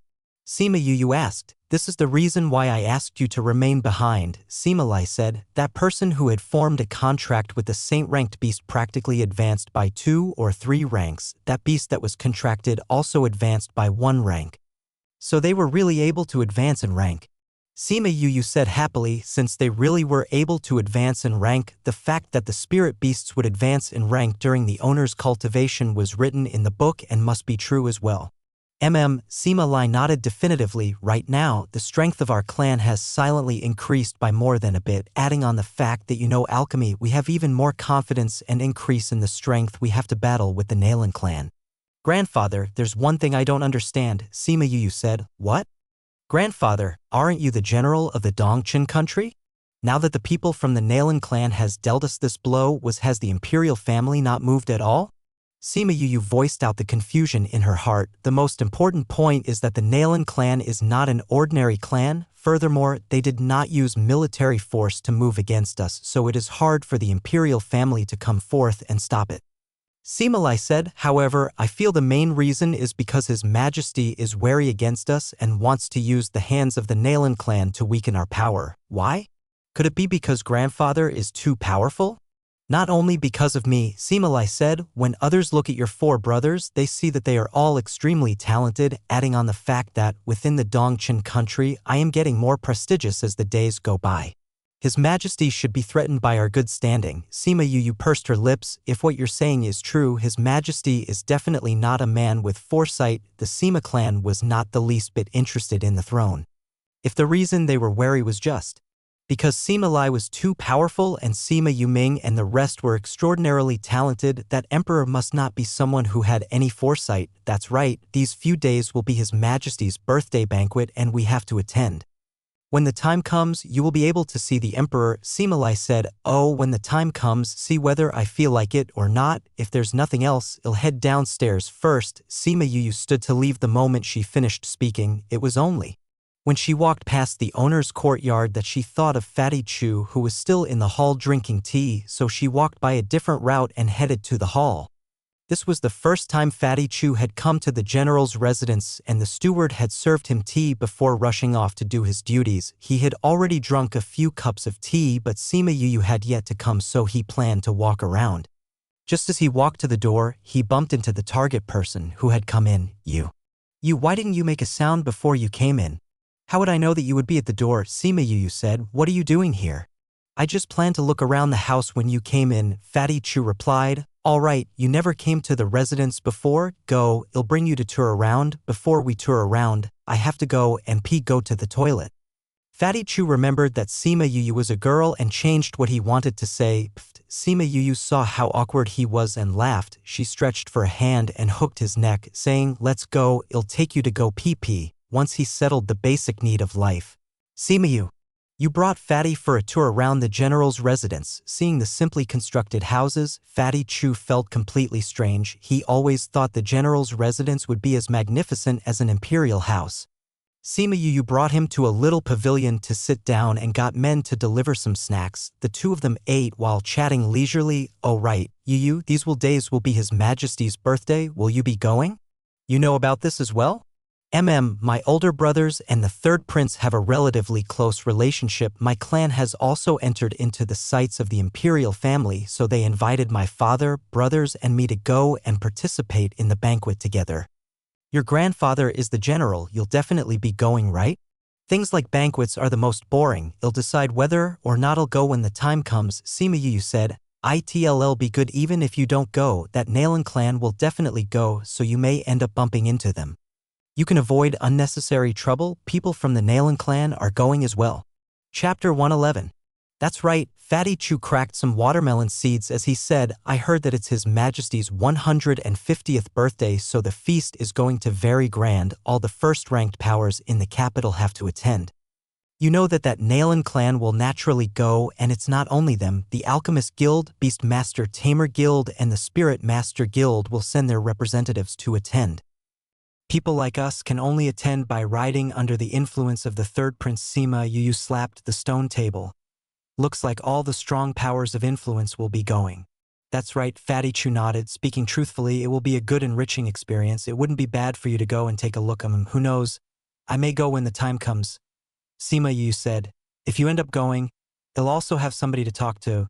Fatty Chu said. No matter what, my elder brother really wants me to go and broaden my horizons. But I actually have no interest towards those things at all, and I don't like to curry favor with that third prince either. If you go, I definitely won't be bored in Emerwilum. Then I will return first. With regards to what I said earlier, if you have anything you want from this Fatty, just say it directly. Fatty Chu stood up to say, I will.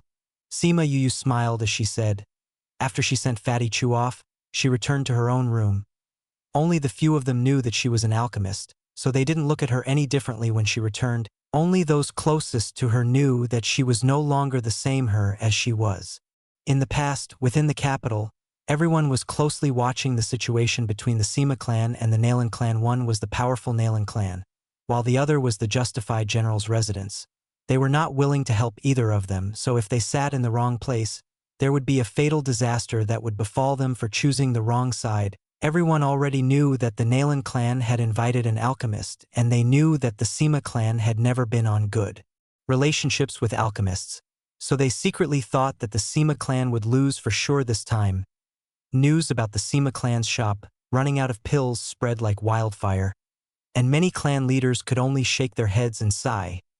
These pills were really a fatal blow to every clan leader.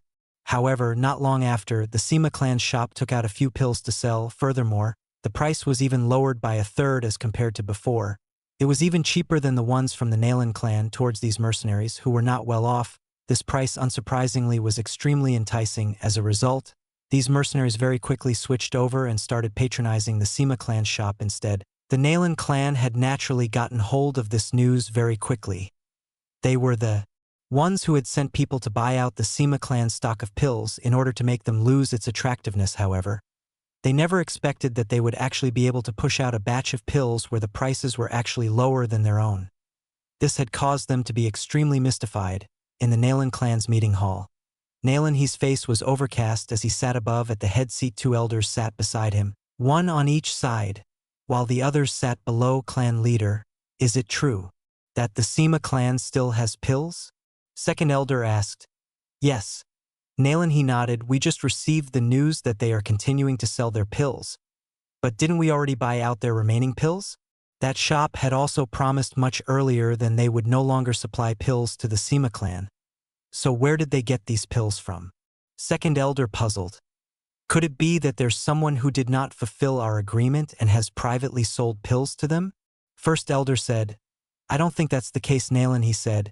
Even if someone did not fulfill the agreement and has sold Sima their pills, they would not be able to buy so many at one time. Furthermore, they were even able to push the price so low. So what clan leader means is Nalan, he pondered over it for a while, saying, if I'm not wrong, they should have been able to find an alchemist. How is that possible? Second elder shook his head affirmatively. The men that we had sent told us that the Sima clan's attempt at getting closer to the alchemists were unsuccessful.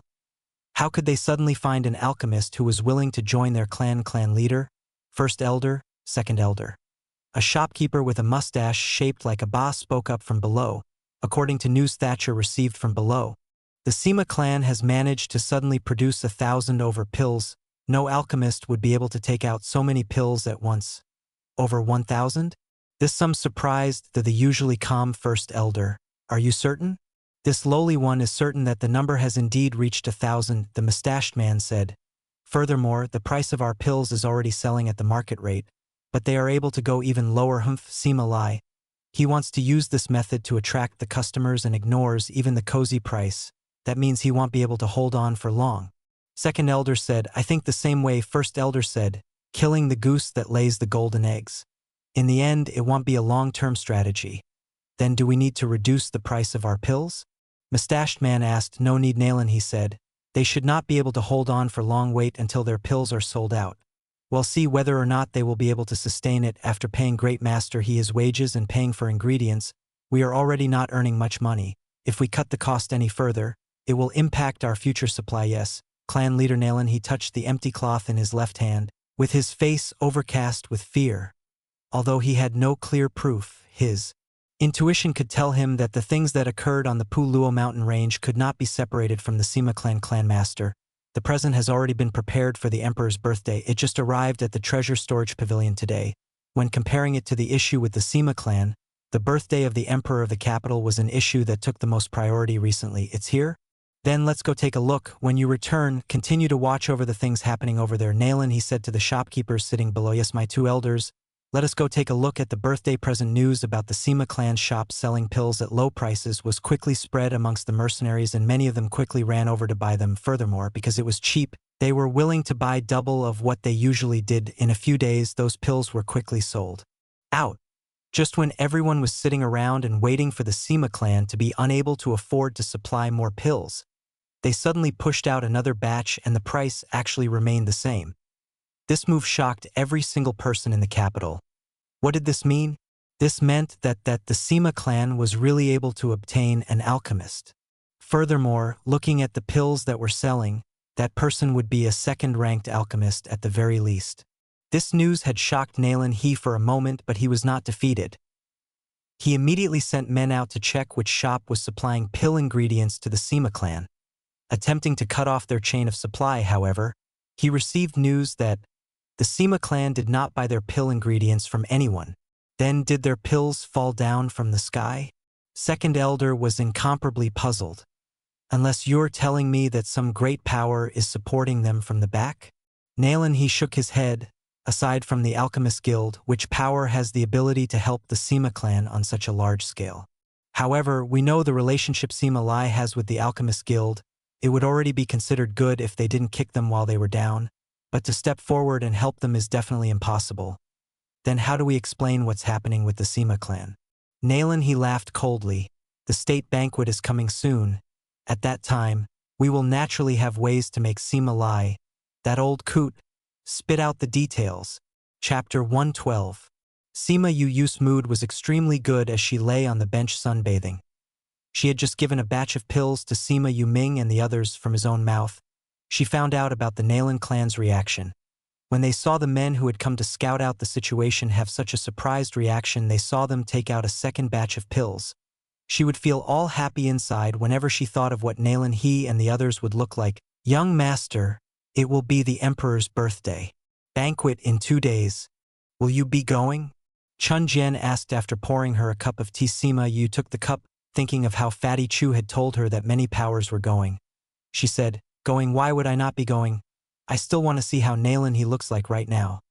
I'm just afraid that the Nalan clan will come and pick a fight with young Master." Chun Jian said, "A piece of trash that lacks even the strength to truss a chicken. In front of such a large audience during such a public occasion. What can they do to me, Sima?" Yu said, "I'm afraid that they will go and pick a fight with grandfather." This was the most important point within her considerations. Right now, the battle between the two of them had entered the white-hot phase. She was afraid that Nalan, he, in light of the fact that so many alchemists had appeared, would not let go of this chance to find trouble. That Nalan clan is a large family with great accomplishments. It's just that they don't have an option of continuing things like this. Is there any way of directly killing them? Sima Yu looked at the tea leaves in her cup as she mulled it over. "Young master, no matter what, we can't directly kill those from the Nalan clan," Chun Jian said as she heard Sima Yu. "Why?" "Because the emperor does not permit it," Chun Jian said. "General dominates the army, and even though the Nalan clan is just another clan of people, they are still a power necessary to keep the equilibrium in the capital. The general status made it so that he was only able to pressure the Nalan clan but unable to wipe them out. Then who is capable of wiping them out? The emperor," Chun Jian said, "and it is only him who has the capability to wipe out a clan as large as theirs. It has always been only him who has this kind of power, the emperor." Sima Yu thought of what Sima Lai has said before and shook her head. That guy had even thought of using the Nalan clan to weaken their Sima clan. Why would he even think of exterminating the Nalan clan? This isn't a method either. As long as we manage to find a weak point, it will be good. Chun Jian said, "I heard that the general has said before that the current emperor is heavily suspicious. If we are able to make use of this point." Sima Yu's eyes flashed as she paused for a moment. Before standing up from her chair, she pinched Chun Jian's face as she said excitedly, "Chun Jian, you really are this lord's little sack of knowledge. I will go and look for grandfather to discuss it with him." After saying this, she rushed outside, leaving behind a stupefied Chun Jian. "Young master, he really is completely different from how he used to be." 2 days later, the emperor of the Dongchen country's 150th birthday banquet was held. The imperial family had thrown a huge feast for him with numerous guests. The first prince and third prince took charge of it, as all the first-rate powers of the entire country were invited to the large banquet held in the imperial palace, since Sima Lai was the general. He was in charge of ascertaining the safety and orderliness of the banquet and had to go to the palace much earlier. It was only when evening came that Sima Yuming and the other two took a beast-drawn carriage and headed to the imperial palace. When the beast carriage arrived at the entrance of the palace, they were pulled down by a group of people. "What's wrong?" Sima Yuming opened the carriage door and asked. Sima Yu looked out the door and saw a group of soldiers standing in front of their beast-drawn carriage, pulling them to a stop. So it was the first prince. The soldier who was taking lead of the other soldiers seemed to recognize Sima Yuming as he waved his hands, saying, "The first prince has passed down orders that in order to show respect to the emperor, everyone is not allowed to ride on beast-drawn carriages tonight as they enter the palace. So I invite this lord and the other lords to get down from the carriage and enter the palace on foot." "Everyone else has to do this as well?" Sima Yuchi asked. "That's right. All the beast-drawn carriages have been parked at that area." The leader of the group pointed at the empty area at the side. Sima Yu looked outside the window, and she really did see a few beast-drawn carriages settled over at the empty space in an orderly fashion. Sima Yuming glanced over at it, saying, "Since that is the case, then we will get down as well." The five of them got off the carriage as the soldier led the guard driving the carriage to the side where the imperial guard was parking the carriages. "Thank you, lords, for your understanding." The leader cupped his hands in thanks once again. "Let's go." And Sima Yu patted Sima Yu, who was currently looking around, reminding her to follow them and not to get lost. Just as they were going to enter the palace doors, two more beast carriages were pulled to a stop. "What? They actually want us to walk in?" The voice that was raised so suddenly instantly drew the attention of the people in the surroundings. As even Sima Yu and the others turned around to take a look, Sima Yu saw the mark on the carriage as he pursed his lips, saying, "This alchemy guild is getting increasingly arrogant. They really think they are so capable. These guys have always been capable." Sima Yuming glared at Sima Yulu, saying, "The emperor's banquet is tonight, so we better not go and mess around or else grandfather will be troubled." We know that Sima Yulu touched his head as he said. Sima Yu watched as a young man got off the beast-drawn carriage, followed by a lady dressed in white and a middle-aged male. Finally, an old man emerged from the carriage. That white-clothed lady was extremely dissatisfied at being pulled to a stop, and her face was extremely black. She immediately walked towards the leader of the Imperial Guards and punched him, saying, "You didn't even take a look at whose carriage it is, and you actually dared to tell us to walk in. It must be that you don't want to live anymore." That team leader of the Imperial Guard stood up from the ground, saying, "This is an order from the first prince. Everyone who enters the palace has to walk on foot. I implore Great Master Shi and President Wu to forgive me." The first prince has also said that we need to enter the palace on foot. That middle-aged male raised his chin in an incomparably arrogant manner. "Great Master Shi, the first prince has said that everyone has to do it." The leader of the Imperial Guard said. Shirley never imagined that the leader of the Imperial Guards would actually talk back to him, and his face immediately fell. Just as he was going to explode towards the leader, Sima Yu spoke up. "Wow, isn't this Great Master Shi? Why would you come to a place like this to find trouble?" Shirley was interrupted just as he was about to rage, and he glared angrily at the person who just spoke. Seeing that the person who just spoke was actually the waste, Sima Yu, his face fell even more. "Sima Yu, why did you come as well?" That young man looked at Sima Yu with narrowed eyes. It was only now that Sima Yu looked at that young man properly. When did Murong join the Alchemist Guild? Seeing the lady clad in white beside him, could it be that he had moved on to somebody else after Nalan Lan had been kicked out from the academy? Even a person like me would naturally want to come and take a look at the emperor's birthday banquet. Sima Yu said, "Great Master Shi, could it be that you are unwilling and unable to go in?" "Oh my, big brother Imperial Guard, you didn't see properly either. See whose beast-drawn carriage this is? It actually belongs to the Alchemy Guild's Great Master Shi as well as President Wu. How could you let them get down?" "I know you said that this was based on the first prince's orders. However, is the status of the Alchemy Guild something that is easily shaken by others? Do they still need to come down and go on foot?" Hearing what Sima Yu had said, the team leader and Shirley's faces changed immediately. The looks in the eyes of the people around had changed as well. If they really requested to be able to continue sitting on the beast-drawn carriage to enter, that would be like saying that the Alchemist Guild status was bigger than the first prince and above the imperial family. Chapter 113. The whispers that came from the surroundings caused Wu Lin and the others to feel slightly embarrassed. In all honesty, it was just the words of the first prince. The Alchemist Guild might really not care about it at all. However, doing this so obviously under all these watchful eyes, the Alchemist Guild would definitely not dare to be so openly arrogant even if everyone secretly felt that way. "Well, walk in."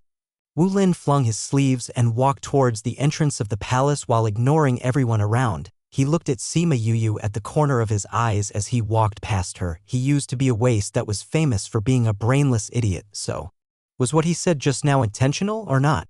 Sima Yu smiled at him with an expression as if nothing had happened.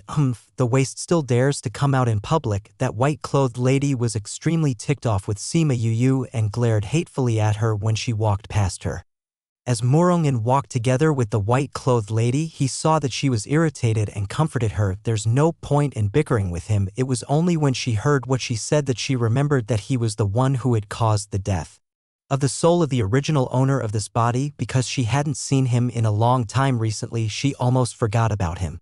She smiled coldly in her heart when she remembered, and she smiled at him while shouting, "Young Master Murong, how come I didn't see you with Miss Nayland today? Didn't you say back then that you were already at the stage where you were going to discuss about marriage? When are you going to invite us over to participate in the wedding celebrations?" It was as if Murongin was struck by lightning as he immediately saw the woman beside him go crazy. There was the sound of a rock hitting something before a few people continued on their way.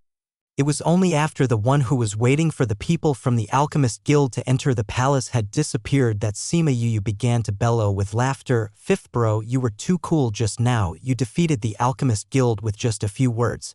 Did you see that Wu Lin and Shirley there? Faces were so ugly that they looked like stones picked from a pile of manure." Her three other brothers laughed. However, their reactions were not as exaggerated as Sima Yu's because of Sima Lai. The relationship between the Sima clan and the Alchemist Guild was never good. Every time they saw them, they would face each other with biting sarcasm. Today, whatever Sima Yu did was extremely gratifying. "Sigh, you are so mischievous."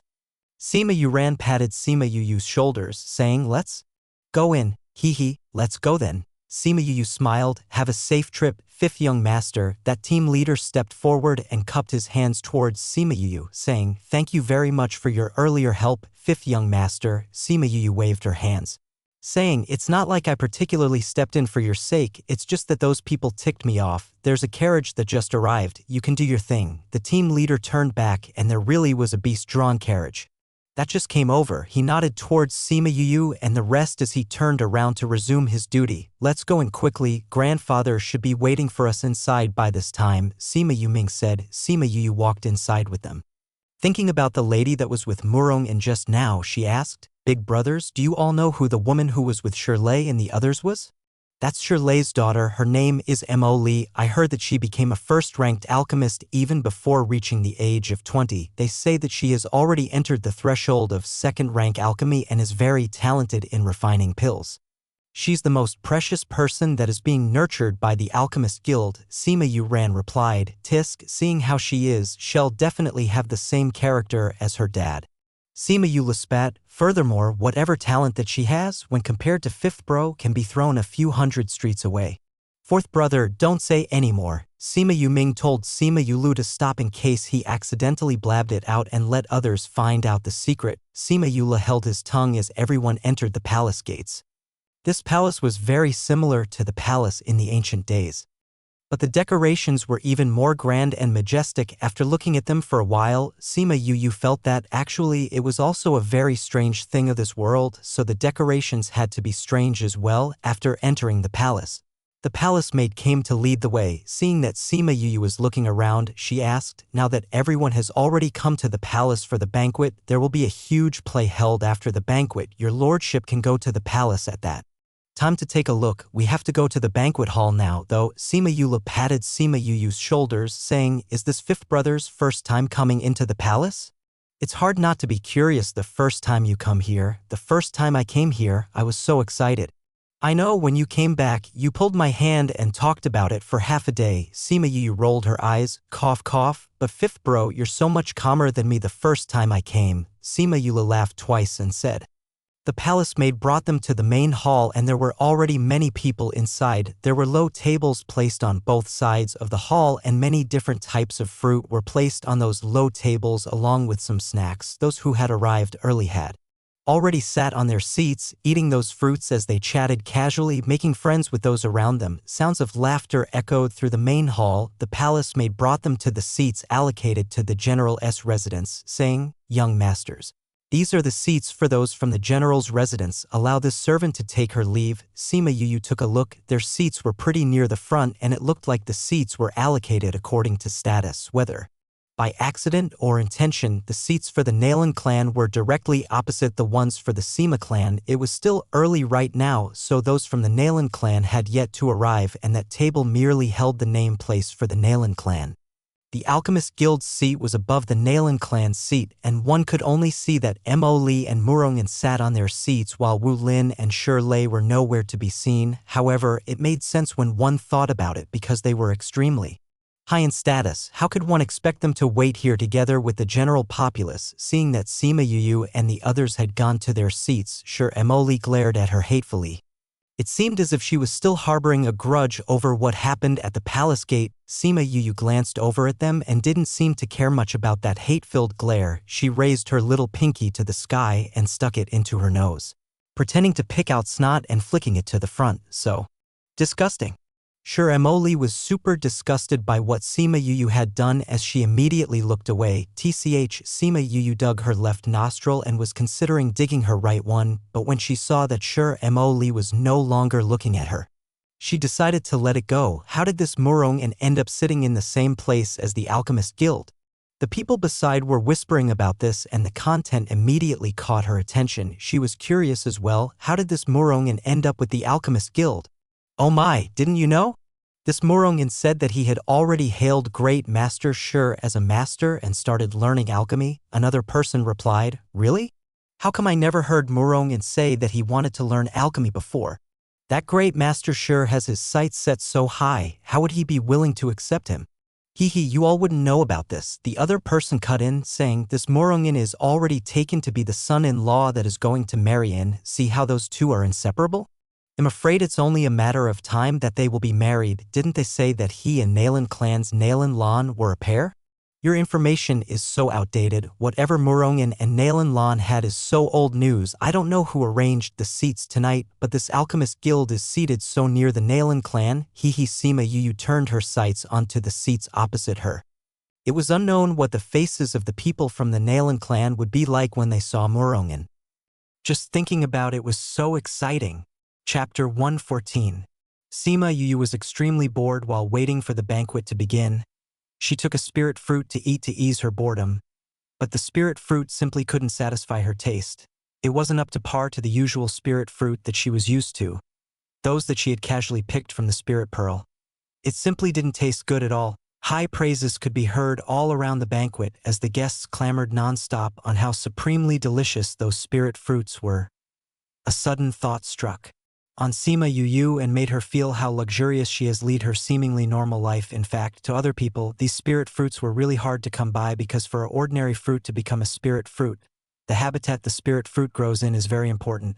It definitely has to be an extraordinarily place, and it also takes a long time to evolve. Spirit fruits and spirit vegetables are the same. Everyone wants to eat it because anyone who consumes it can increase their spiritual chi. Whenever there were any spirit fruits available for sale, they would be sold at a high bid pricing and sold in a quick second. Even the first class or highest authority might not able to eat a spirit fruit commonly. Common people may not be able to eat a few spirit fruits in their life. But right here at this feast, at least a few plates of these spirit fruits were placed on each table for guests to eat casually. Royalty is indeed royalty. What a lavish feast. Some people sighed. Sima Yu, Ming and a few people each ate a spirit fruit and stopped eating after Sima Yu sat beside Sima Yu, turned to her and murmured, "The spirit fruit tastes far worse than what you have given us. The spirit fruit here is indeed far worse and cannot be compared with the fruits I give you." Sima Yu nodded and replied, "Amachim. It's lacking in terms of spiritual chi, the taste too." Ever since she had discovered the spirit fruit from the spirit pearl, every 3 to 5 days she would send some to the Sima Lai family. At first, they were extremely surprised that Sima Yu had so many fruits, but they all knew that Sima Yu was not of the Sima clan's flesh and blood. So even if they knew that she had a secret, they generally accepted it without probing her any further. "Yo, there will be a good show tonight." Sima Yu Lu suddenly voiced out. Sima Yu quietly looked up straight to Sima Yu's eyes and raised her eyebrow with surprise when she saw that someone was here. "Nalan Lan actually came here. Comes the good show." Nalan he walked into the banquet with Nalan Lan and 2 other young men, as his empty sleeves shook along with him while he walked in while swaying. It was obvious that the past incident did left some mark on him. Nalan Lan followed her father into the hall and saw the figure of Morongan at that moment. He and Shiramoli had their heads bent low and were very close to one another, whispering, although she could not hear what Morongan and Shiramoli was talking about. Shiramoli was giggling happily. The hand that was hanging by her side clenched into a fist, while Nalan Lan asked herself why her injury was unseen to Morongan. Was he really together with Shiramoli? Those rumors claiming that they were getting closer together were really true? Laner, pay attention to the situation. Nalan he looked faintly at Morongan and reminded Nalan Lan noted. Father Nalan Lan took a deep breath and forced down her anger in her heart. Sima Yu saw Nalan Lan and her family take their seats. Nalan Lan sat at the edge of the corner, right next to Morong, and Morongan was currently coaxing Shiramoli happily. He sensed that someone's presence had taken the seat next to him, and subconsciously turned his head. He gave a casual look and saw a familiar figure that had him momentarily stunned. Nalan Lan felt Morongan's gaze as she turned her head and gave him a faint smile. Sir Morongan, long time no see. Nalan Lan spoke gently. Ugh. Long time no see. Morongan was startled by Nalan Lan's smile and felt uneasy. Answered once with embarrassment and turning away. Miss Nalan. Long time no see. Sure Emily smiled as she greeted Nalan Lan. I heard from my father that you were hurt when you went to the Pu Luo mountain range and suffered a serious injury. Have you now completely recovered? Sure Emily asked. Nalan Lan looked at Sure Emily holding Murong An's hand. Nalan Lan gave her a cold look and pouted. Thanks for Miss Shure's concern. I have mostly recovered now, after all. Our Nalan clan has spent so much money in exchange for the immortality pill from your father. If there was no effect, Master Shure's reputation would be gone and wasted. Nalan Lan answered sarcastically. Sure Emily's smile froze. Was this Nalan Lan insinuating in front of the crowd that her father was blackmailing people? Sure Emily clenched her teeth. It's good that you recovered well. Morongan and I were still thinking of paying you a visit to extend our concern to you. After all, you both used to be good friends, but Morongan has just hailed my father as his master, and we are also in the midst of preparing for our wedding. So we're on a tight schedule. So sorry we weren't able to spare the time. You are getting married? Nalan Lan questioned Morongan. Yes, we are. Morongan bit the bullet and replied, when the time to send the Nalan clan a wedding invitation, Miss Nalan must definitely attend, all right? Sure Emily beamed. Nalan Lan clutched her skirt tightly under the table, retorting gloomily, Miss Sure really thinks that the both of you can get married? Miss Nalan, what do you mean by that? Sure Emily's face sank. I don't mean much for a beast-like hypocrite that is enamored with new people. Such a fake gentleman. If you, Miss Sure, likes it, I shall congratulate you both for being together then. Nalan Lan turned away right after she finished her sentence, and she couldn't be bothered to look at them anymore. You humph. Sure Emily unwillingly stopped talking after she saw that Nalan Lan had left with no interest in continuing the conversation any further. Sima Yu was directly opposite them and was watching the great show with enjoyment. Nalan Lan was actually devious and hard to deal with. She suppressed her anger to avoid creating an ugly scene just because she took today's occasion into consideration. After a while, Shirley and Wu Lin arrived at the hall. The Alchemist Guild, Beast Tamer Master Guild, and Spirit Master Guild and the representatives of the different guilds also entered into the hall. This order showed that the banquet was going to start soon. Sima Yu gazed at those people. Aside from Wu Lin, the rest of them still appeared quite friendly and kind. At this time, Sima Lai came in from outside, walked to his seat, and settled down. Sima Yu gave him a look to acknowledge him, and Sima Lai nodded. Seeing this, Sima Yu returned with gentle smile. The next moment, the Emperor, accompanied by the eldest prince and the third prince, entered the hall. Somehow, without knowing the real reason, his face didn't look good. He barely managed to smile in the presence of all the guests. Congratulations to His Majesty on your birthday. Wishing His Majesty boundless longevity, all the guests respectfully stood up and expressed their wishes. Thank you for coming to celebrate this king's birthday. May all please be seated. Wan Wufeng waved his hand to all the guests. Thank you for your grace, your majesty. All guests were seated, but the exceptional Wu Lin, who was still standing on, was left. Today is His Majesty's birthday. We, the Alchemist Guild, have specifically prepared for you a birthday gift and hope His Majesty will not despise it. Master Wu, what kind of words are those? Your attendance for this king's banquet has already made me glad and is already good enough, Wan Wufeng remarked while smiling. Wu Lin took out a gift box. The imperial servant at the side took the box and presented it into Wan Wufeng's hand. Your Majesty, this was what I had refined during this half a year, finding the herbs and especially refining this 4th-tier Emperor pill.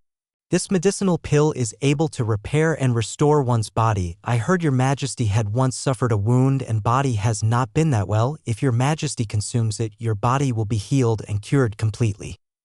Wu Lin explained. Really? Good, good, good.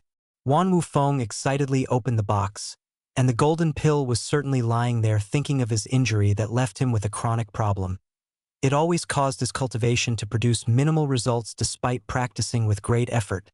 After seeing this pill, he was overexcited and unable to express his feelings with speech. The excitement of the onlooking guests was palpable as they saw the elixir on Wan Wufeng's palm. Sima Yu squinted as her mouth twitched. It was just an emperor pill. What was there to be excited about? Chapter 115. Alright. Many thanks to Master Wu. After Wan Wufeng finished speaking, he took the pill and ate it. He quickly felt a warmth spread through his body as the wounded areas on his body started to ache as the pain lessened. He repeatedly nodded his head and Joy Wu Lin sat down as the Armament Master Guild stood up and presented Wan Wufeng a spirit weapon. This spirit weapon was rare, but for someone like Wan Wufeng, it was not as enticing as an emperor pill. As a result, he merely looked at it twice before getting the Imperial attendants to keep it away. After that, the Beast Tamer Master Guild, Spirit Master Guild, and the other large clans all gave their different gifts that really opened Sima Yu's eyes. However, looking at these kind of gifts more than once was quite meaningless. This segment of display of presence had practically turned into fierce competition of powers. Whoever's gift was the most precious or special would give that party a huge amount of face. After quite a long time, this gift-giving session finally ended. The first prince clapped his hands and the palace maids stepped forward to clear the fruits and snacks. They replaced them with the main course of the banquet. As the dancers and the like all began to go on stage to perform, ancient feasts were all the same. Even though it was a different world, it was similar enough. For someone like Sima Yu who had seen the different kinds of late-night feasts, this kind of program was not too interesting for her. She waved at Sima Lai. And, when everyone was not paying attention, she secretly left the large hall. The duration of the banquet was long, so it was normal for people to go in and out for some air. Sima Yu's departure did not really attract anyone's attention. Really boring. I don't know whether or not I can go back first. Sima Yu was walking inside the palace by herself. Seeing that the Nalan clan didn't really do anything, she really felt like she couldn't sit there anymore and wanted to go home. Hearing Sima Yu talk about the presence of an artificial lake, she walked to that direction based on her intuition. Before reaching that place, she heard the sound of a scuffle. After hearing who it was, her heart leapt with joy as she immediately hid behind the rock garden nearby. Thinking about how she still had that sound stone on her, she took it out and inserted some spiritual qi into it. The veins on the sound stone started to move, showing that it had already begun recording the sounds from the surrounding Morong-en. What do you mean by this? Nalan Lan looked tearfully at Morong-en. Her obviously pitiful look caused Morong-en to gulp subconsciously. This Nalan Lan was normally beautiful and really caused one to take pity on her. It was a shame that her current state meant she was no longer useful. In other words, she was not even close to being as useful to him as Shiramoli was. However, who wouldn't be willing to take a few bites out of this piece of delicious meat that had delivered itself to the door? Especially since it was someone as rare as this. If he was able to receive the nurturing of the Alchemist Guild as well as the support of the Nalan clan, his future days would definitely be smooth sailing. Thinking up to this point, his eyes flashed with warmth once again. He stepped forward and held on to Nalan Lan's hand, saying, "Silly girl, I never had any other meaning. My heart has always been with you. The one I hold dear in my heart is only you." Then what is going on with you and that Shiramoli? When did you two get together? You even want to get married? Then what was I to you? Nalan Lan was really in love with Morong, and seeing that he was still so warm to her, her heart was softening. However, thinking about how he was so intimate with Shiramoli earlier, her heart flared with anger once again. Morong simply pulled her into his embrace with her, and merely playing according to the circumstances. Morong gave Nalan Lan a kiss on her forehead, saying, "You know it as well. Her father is Shirley, the great master Shir. If I were able to learn alchemy from him, my future would definitely be unparalleled. But you also know what kind of person Shirley is. He is someone who is so hard to get along with. Without any referral, there was no way he would ever consider me. As a result, I thought of a way, which was to get closer to her. I have no feelings for her. I only like you. You have to believe me." "Then why did you not even come over for a single look during the time that I was hurt?" Nalan Lan heard what Morong had said and trusted him quite a bit more. However, she was undoubtedly still filled with grievance. "At that time, I was busy dealing with Shiramoli. in order to get her to trust me. I had no choice but to stick with her the entire time, Morongan said. However, I still sent people to help me keep an eye on your situation. Really? Nalan Lan looked at Morong, and as she slowly began to believe what he said. When Morongan saw her acting this way, he knew that she had already began to trust him. He bent down and kissed her on the lips, saying, "Of course it's true. We've been together for such a long time. How could I like some other girl? I'm merely making use of her." "Then you're not allowed to be with her anymore," Nalan Lan said. "How could I do this?" Morongan exclaimed after that. Realizing that his reaction was too big, he pacified her gently. "I still have yet to learn alchemy. If I break it off with Shiramoli, all the time I had spent would have been wasted. But I don't want to see you being so intimate with that Shiramoli," Nalan Lan said unhappily. "Silly girl, you have to remember that I am merely putting on a play. You are the only one in my heart. There's nobody else." Morongan pacified her and even bent down to give her a kiss. When he finished speaking, his hands were even moving up and down restlessly. Sima Yu saw that the two of them were going to get a bit R-rated, and she had pretty much heard all that she needed to, so she kept away the sound stone and quietly slipped away. However, thinking about it, she couldn't let the two off so cheaply. After walking a little bit farther, she told an Imperial guard that it seemed as if she had dropped something by the lakeside and wanted him to help her look for it. Seeing that a few Imperial guards had headed to the lakeside, she smiled evilly as she turned around and returned to the Great Hall. Even before she walked to the palace gate, she heard Nalan He's voice coming from inside. "Your Majesty, since the Sima clan has that secretive person, it's concealing a great helping hand. Your Majesty is unwilling to say it. But could it be that they do not even care for your Majesty at all?" Sima Yu's heart sank. This Nalan He was starting it. Sima Lai mulled it over and didn't say anything. He had already thought that Nalan He would think of a way to find out about the Sima clan's pill situation. But he never thought that he would use this direct method to say it in front of this huge crowd. "General Sima, you really found someone that great? Since that's the case, why don't you let everyone meet him?" Wan Wufeng's words seemed merely to inquire. However, his expression and tone were completely different. They carried with them traces of frost. It's not that this lowly officer does not want to say it. It's just that the guy does not want to be made known. Sima Lai said, "Grandfather, since everyone wants to know, what harm is there in telling them? If not, they will think that the Sima clan truly has something that they dare not show the public." Sima Yu walked in from outside and smiled. "Your Majesty, actually, it's not that grandfather didn't want to tell you. It's just that my lowly self told grandfather not to tell anyone in case everyone assumed that it was just my lowly self stirring up trouble by lying." "You are Sima Yu?" Although Wan Wufeng had never met him, he had seen Sima Yu sitting with Sima Lai. Furthermore, he was now calling Sima Lai his grandfather, so aside from the few that he had seen before, he was sure that this was Sima Yu. However, wasn't he a waste? How could he be the secretive person that Nalan He was talking about? Chapter 116. Sima Yu gave about to Wan Wufeng, saying, "This lowly one, Sima Yu, greets His Majesty, wishing you a long and prosperous life." Wan Wufeng saw that Sima Yu was well aware and admitted to his status, so he said, "What you meant earlier was that you were the secret person of the Sima clan." "Your Venerable Majesty, actually no such secret person exists. These were merely conjectures made by everyone." Sima Yu smiled, saying, "Their thoughts ran wild because they did not know where the pills my clan produced came from." "The pills recently sold by the Sima clan were refined by you?" Wan Wufeng asked in astonishment. "This lowly one does not have the talent. It was just under the instruction of Master Feng that I learned a bit of alchemy." Sima Yu replied, "Master Feng?" Wan Wufeng looked at the old principal. The old principal looked at Sima Yu for a long while, saying, "I'm not too sure this myself. Master Feng's identity is rather mysterious and he didn't tell me he knew alchemy, so I'm not too sure. However, he does indeed pay more attention to Sima Yu." Wan Wufeng nodded. The old principal had told him before about how Feng Zhixing had come to the academy. He had not clearly told him about his identity, only saying that he had come from up above. So even if it was himself, he had to yield somewhat. "However, Sima Yu, when did you start refining pills?"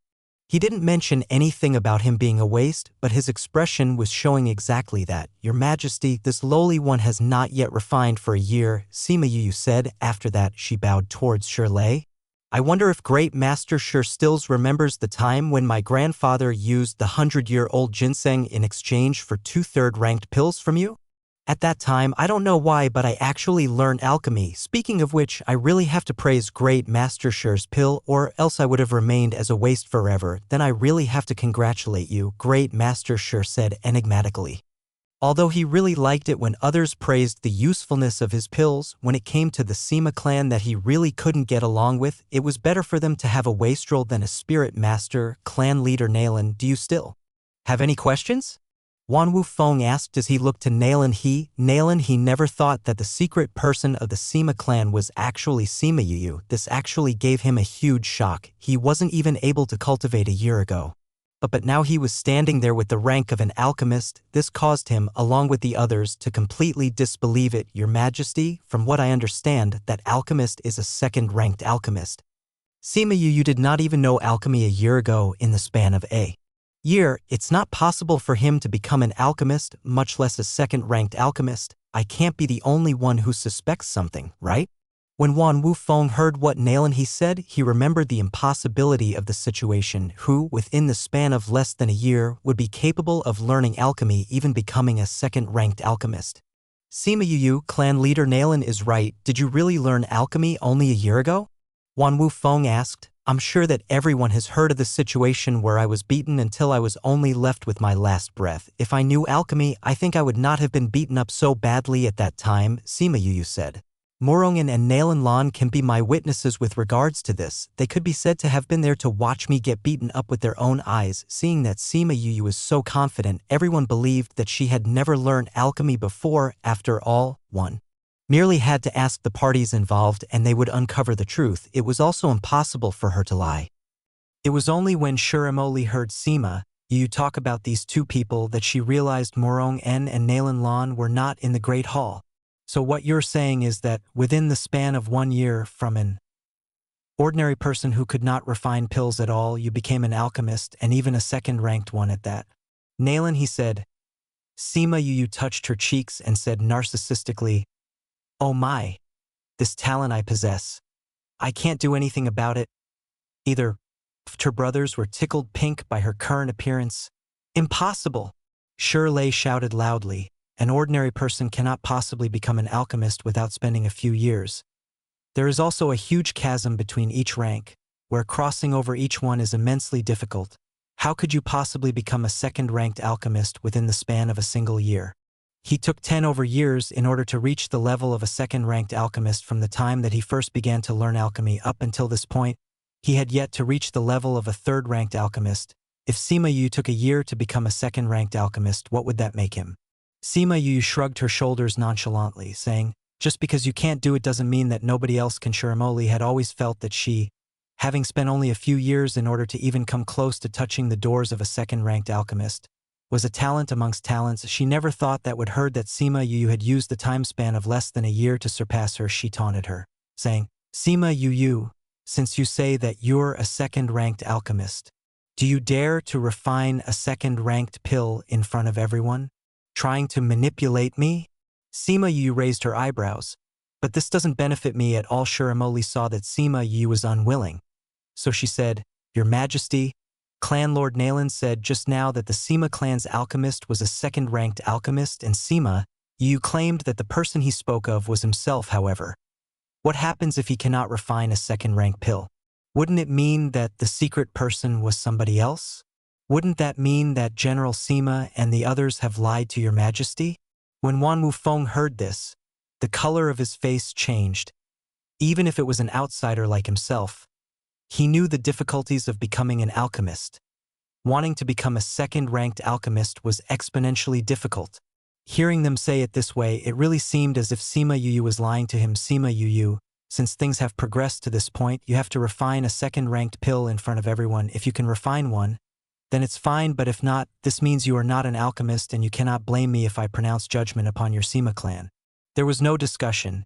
It was a direct order. Sima Lai wanted to open his mouth to say something, but he was pulled back by Sima Yu. She smiled, saying, "Since everyone harbors suspicion in their hearts, there's no harm in me concocting some pills. However, your Majesty, if I am able to refine a second-ranked pill, since the Nalan clan has been forming such assumptions, shouldn't they also give me a gift and apology?" Wan Wu Feng cast a glance at Nalan And the two of them replied immediately, if you are really able to refine a second-ranked pill, my Nalan clan will definitely apologize to you in front of everyone. Okay. Sima Yu said, Grandfather, you can return to your seat first. You just have to watch you refine some pills. You just have to give it your best. Sima Lai said, if it was successful, then the Sima clan would be able to pass this trial smoothly, but if they failed, he would handle all the resulting consequences. She didn't need to feel pressured. She just needed to properly refine pills. Sima Yu understood his meaning as she smiled and nodded her head. Do you need a pill, furnace, or anything like that? The old principal voiced out in question. Thanks to the principal for your care. Being an alchemist, I have brought along all the things that I need. However, your majesty, allow me to go look for a long table. As Sima Yu finished speaking, a pill furnace appeared in front of everyone. Chapter 117. Seeing that Sima Yu really took out a pill furnace, many people began to believe that he really was an alchemist. However, Nalan He, Mo Li, and the others felt that this was merely the result of prior preparation. Wan Wu Feng waved a hand and the imperial guards beside him moved a long table to the middle of the great hall. At this moment, Nalan Lan and Murongin walked in one after the other. Seeing Sima Yu and the pill furnace, they were both incomparably surprised.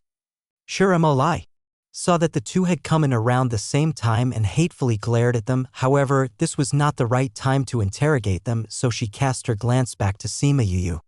Sima Yu patted the table and waved her hands, and a few pill ingredients were displayed upon the table. Nalan Lan heard the discussions of the people around them and was astonished when she found out that Sima Yu knew how to refine pills. Wasn't he a waste? How could he be an alchemist?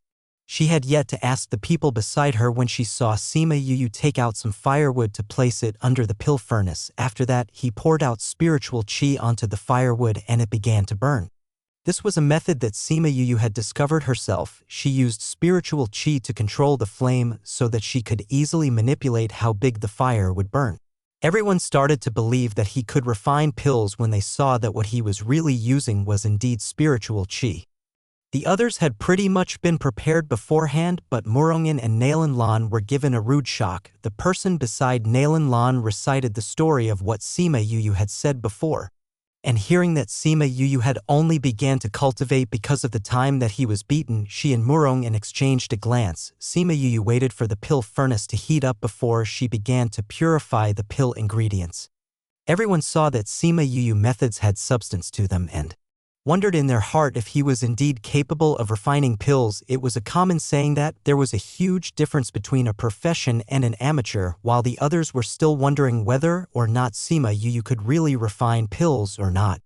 Shirley and Wu Lin had already pretty much figured it out. The pill that she had chosen was the White Lotus pill, which was the easiest pill within the second-rank pills to refine. Although it was relatively easier than other pills, it was one of the most sought-after second-ranked pill, which value was worth the price. Furthermore, observing the methods that he used to refine pills, even comparing him to Mo Li, who had already been refining pills for a few years, Mo Li was far behind. As a result, even though they were unwilling, the two of them had already understood that Sima Yu had indeed terrifyingly achieved the rank of a second-ranked alchemist. The moment Sima Yu started refining pills, she emptied her heart of any greed and completely ignored whatever was happening around her. The White Lotus pill was already a pill that she was extremely familiar with and had spent around less than an hour in total to successfully refine it.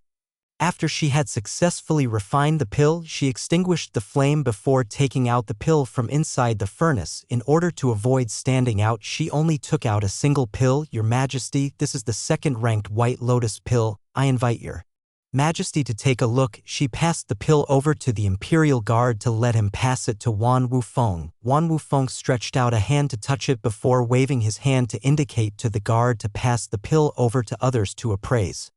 It truly has just been refined. The pill still feels hot, so you're saying that she really is a second-ranked alchemist? This rank of talent is really the level of an evildoer. It looks like the future of the Sima clan will be limitless. The faces of the people from the Nalan clan as well as the people from the Alchemist Guild were long and gloomy. Sima Yu had already used actions to prove herself as a second-ranked alchemist. In the future, they will have to treat the Sima clan with a different attitude. This was the first time that the people from the Sima clan had seen Sima Yu refine pills. seeing the smooth and practiced actions. They were incomparably surprised Sima Yu kept the pill furnace as well as the remaining pill ingredients into the spirit pearl as the Imperial Guard stepped forward to move the table back. Your Majesty, it was said just now that the Nalan clan leader would have to apologize to me in front of everyone if I was able to refine a second-ranked pill.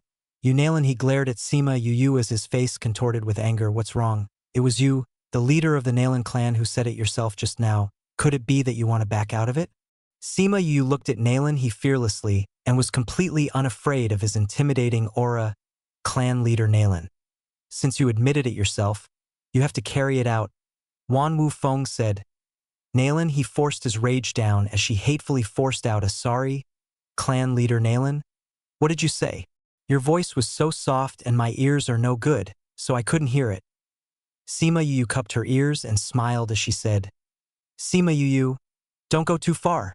Nalan Lan slapped the table as he shouted at Sima Yu, oh, am I going too far? A second-ranked alchemist that was called into question is the one who has suffered a great grievance.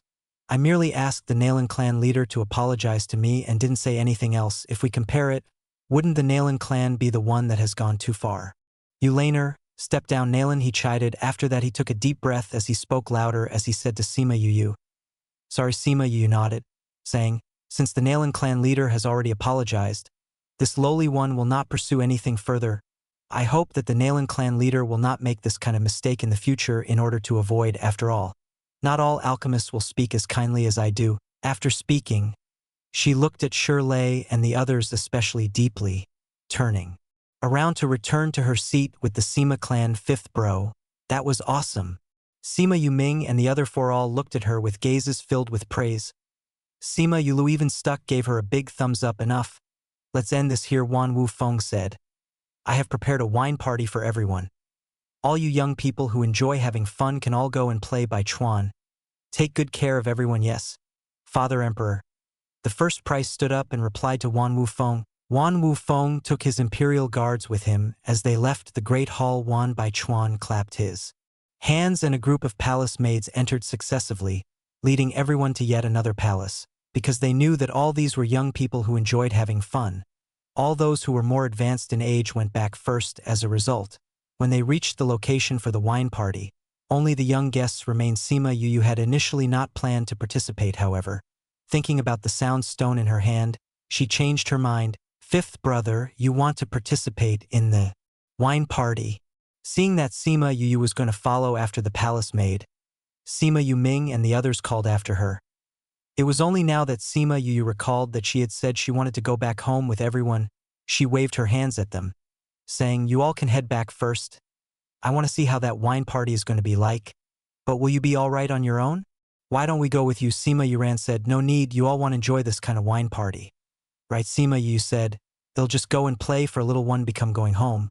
But I want to go to the wine party as well, so we'll go with you. You brothers, you can all relax, I'll definitely take good care of her. It was unknown where Fatty Chu had popped out from as he came beside Sima Yu. He wanted to stretch forth a hand to hook over her shoulder. However, thinking about how she was female, he gave up the idea, seeing that someone was accompanying Sima Yu. Sima Yuming nodded, saying, since this is the case, then we'll go back home first. We'll leave the beast carriage for you. No need, in a moment I'll just let Fatty Chu send me home. Sima Yu said, all right then we'll head back first. Sima Yu waved at the few of them before she turned around to walk towards the wine party with Fatty Chu. Yu, say it. What do you want me to do? Fatty Chu said. Sima Yu started at Fatty Chu with astonishment. How did you know that I had something I wanted you to do? Chapter 118.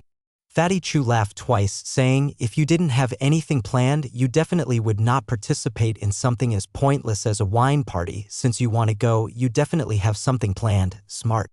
Sima Yu gave him a look of praise. Fatty Chu raised his chin proudly, saying, of course. Say it, what do you want me to do for you? It's actually really simple. Come over, I'll explain it to you. When they came to the palace where the wine party was held, Sima Yu saw that most of those from the younger generation had attended. Amongst the numerous guests, she recognized Murong An's silhouette at a glance. At this moment, Murongin was currently telling Sher Emoli something. He was probably explaining why he had left earlier. As for Nalan Lan and the Nalan clan, another woman was holding on to a wine glass talking to others not far away. Her eyes would occasionally drift over to where Murongan was, observing their conversation. Fifth young master, Sima Yu captured everyone's attention the moment she entered. When they thought about how she was always a waste, but had become a genius just like that, everyone felt extremely weird about it. However, feeling weird was one thing. Wherever a genius walked, they would be praised by others. As a result, many wanted to seize this opportunity to form some ties with her. Sima Yu had neither the desire nor energy to entertain those people. She had absolutely no interest in them. Very quickly, many tactfully decided not to disturb her again. Murongan, Shiremoli and Nalan Lan naturally all realized that Sima Yu had returned. There were traces of resentment within the gazes they used to look at Sima Yu. He was clearly a waste, so how did he manage to become a precious alchemist? Shiremoli saw Sima Yu and almost shattered the wine glass in her hand. She used to be the undisputed genius who had already touched the entrance of a second-rank alchemist even before reaching the age of 20, but now that Sima Yu had appeared, she had immediately been forced off her throne. For someone like her, who had viewed herself as the center of the universe, this was something she really could not accept. At this point, Fatty Chu suddenly said something in a loud voice. This voice attracted the attention of all the people in the main hall. Sima Yu pretended to pull Fatty Chu while saying, "Keep it down or else there will be trouble if others hear about it." While speaking, she even cast a glance over at where Shiremoli was standing, as if she was afraid that they would hear what she said. Shiremoli's interest had already been attracted by Fatty Chu much earlier. Now seeing that Sima Yu had cast a glance in her direction, her heart started to feel uneasy. Could it be that they were talking badly about her? After thinking it over, her legs could not help but to walk towards their direction. Fatty Chu and Sima Yu turned their backs towards everyone and said to her in a low voice, You really heard it? Of course, I just went out when I happened to see Murongan and Nalan Lan whispering sweet nothings to each other by the riverside, so I went over to listen for a bit. Sima Yu said, "It's a pity that Shiremoli is still being kept in the dark. Murongan is toying with her in the palm of his hand." Really? You can't say this thing randomly. If Shiremoli heard it, she would think that you were slandering Murongan, okay? Fatty Chu said, "Of course I wouldn't say this randomly. At that time, I happened to have a soundstone and managed to record down their conversation. If you want to listen to it, I'll let you listen to it after the wine party is over." Sima Yu drank a mouthful of wine while waiting for Fatty Chu to follow up. Sima Yu, what nonsense are you blathering? Fatty Chu had yet to speak when Shiremoli shouted from beside them. It was as if Sima Yu and Fatty Chu had been struck by lightning. They slowly turned around, saying, "Shiremoli, how could you eavesdrop on others' conversations? What did you say just now?"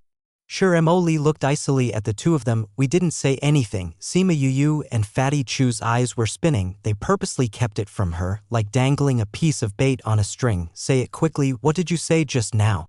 Shiremoli shouted when she saw that they weren't speaking. With this one shout, she attracted the attention of every single person in the main hall, thinking of how she had created trouble for Sima Yu in the Great Hall just now. Everyone guessed that these two were fighting once again. Fatty Chu looked at Sima Yu with a troubled expression, saying, "Yu, why don't you just tell her, or else others will think you've done something to her. At that time, the Alchemist Guild will investigate and you'll be troubled again." Hearing what Fatty Chu said, everyone guessed whether or not Sima Yu had taken revenge on Shiremoli. Sima Yu glanced at the surrounding people and saw that everyone's gazes were filled with some interest. She sighed, saying, "This is what you wanted me to say yourself? When the time comes, don't blame me. Humph, what did you slander Murongan about just now?" Shiremoli said, "I saw him whispering sweet nothings with somebody else." Sima Yu said, "We're both alchemists, so I'll tell you one thing. This Murongan is not faithful to you. You should leave him quickly." Sima Yu, what nonsense are you spouting? Murongan never thought that this situation would eventually end up involving him, so he came over while roaring. Sima Yu shrugged, saying, "Wouldn't you be the most clear on whether or not I'm speaking nonsense?" Shiremoli looked at the two of them suspiciously, thinking about how Murongan and Nalan Lan both disappeared at the same time just now. She asked, "Murong, did you really do something that would let me down?" "Emoli, you still don't believe me? This Sima Yu has always had improper thoughts about me. Wanting to tear us apart is completely impossible." Murongan never thought that Sima Yu would find out about whatever he had done with Nalan Lan, and unscrupulously tossed out the scandalous news where Sima Yu used to chase him in order to shift their attention. "TCH, it's only someone like you randomly changing the topic, cheating on women. You're not even fit to carry Sima Yu's shoes. Fatty Chu looked down on Murongan, saying, Yu, didn't you tell me just now that you had evidence? Take it out so everyone can see it. Let them see whether or not you are slandering him and trying to break them up. This Sima Yu hesitated for a moment, saying, that wouldn't be too good, would it? What's not good about it? Fatty Chu started to exclaim, this jerk had slandered your good name out here, so what are you still hesitating for? What proof do you have? Sure, Emoli looked at Sia Yu. You better really have proof. If you really were slandering Murongan, then don't blame the Alchemist Guild for blacklisting you. A threat?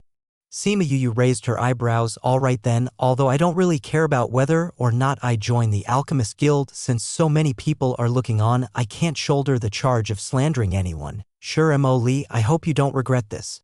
After saying this, she took out the soundstone and inserted her spiritual chi. The veins on the soundstone began to move as a conversation played out for all to her. It was really the conversation that Murongan and Nalan Lan had by the riverside. Hearing what they said to each other, the people on site were all shocked, speechless. At first, Sure Emoli did not dare to believe it. However, in the end, she could not contain her rage as she turned around to see a deathly pale Murongan and gave him a huge slap. You scoundrel that plays according to the tides, so you actually were a player. You despicable thing. Chapter 119. When Nalan Lan first heard the conversation from the Soundstone, she was a bit happy at first since there was no way that Murongan would be able to be with Mo Shirley anymore. She never thought that the moment she looked away, Shiramoli would give him a slap. She quickly walked over and pulled Murongan, shouting at Shiramoli, "What are you hitting people for?" Shiramoli snorted coldly, saying, "I'm not just going to hit him, I'm going to hit you as well." After saying this, she tried to slap Nalan Lan. However, Nalan Lan was not some weak chicken.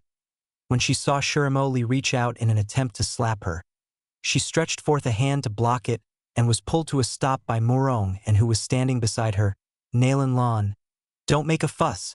Nalan Lan's hand was pulled to a stop, but Shiramoli's hand wasn't. As a result, slap, a handprint mark appeared on Nalan Lan's face. Nalan Lan was dizzy from the slap and blankly turned her head to look at Murong. "And why did you pull me?" Murong had no time right now to bother with Nalan Lan. He released her hand and came in front of Shiramoli, saying, "Emoli, don't believe these words. It was all because she kept pestering me just now and even seduced me. In order to deal with her, I had to say those words. You have to believe me."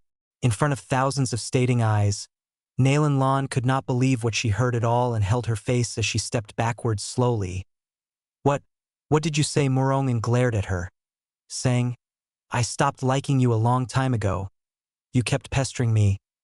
Wasn't it you just now who kept pestering me to go to the riverside with you? Murong, you scoundrel." Nalan Lan was pierced by Murong's words and cursed and swore as tears streaked down her face. "Emoli, you have to believe me.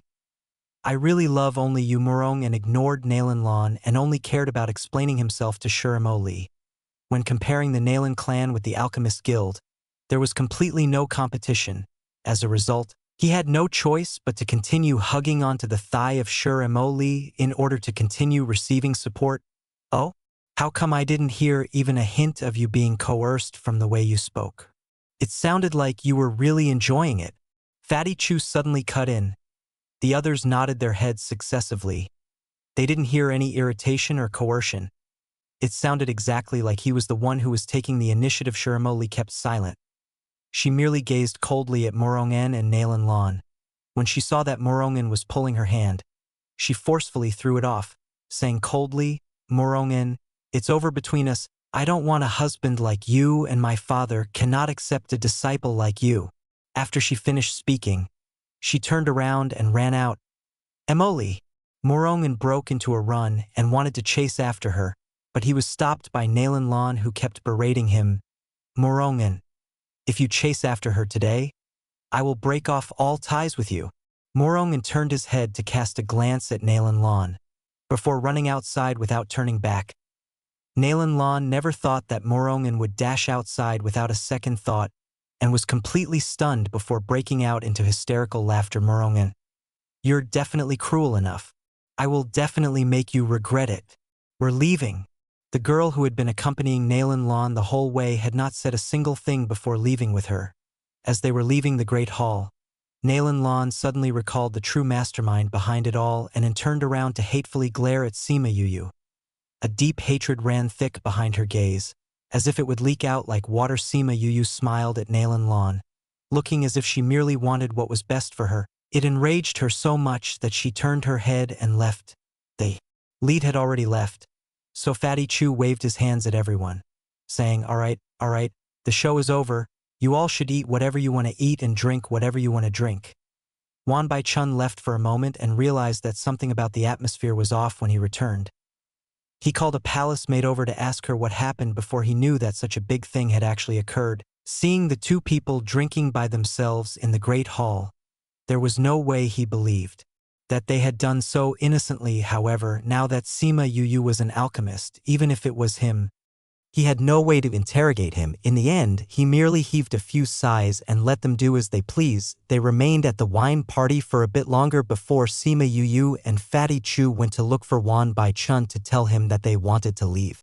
Wan Bai Chun said a few pleasantries before letting them leave. After leaving the palace, Sima Yuyu and Fatty Chu burst into laughter, holding it back the entire night really almost suffocated them. Yuyu, did you see Murong An's expression just now? His entire face was green. I can't breathe.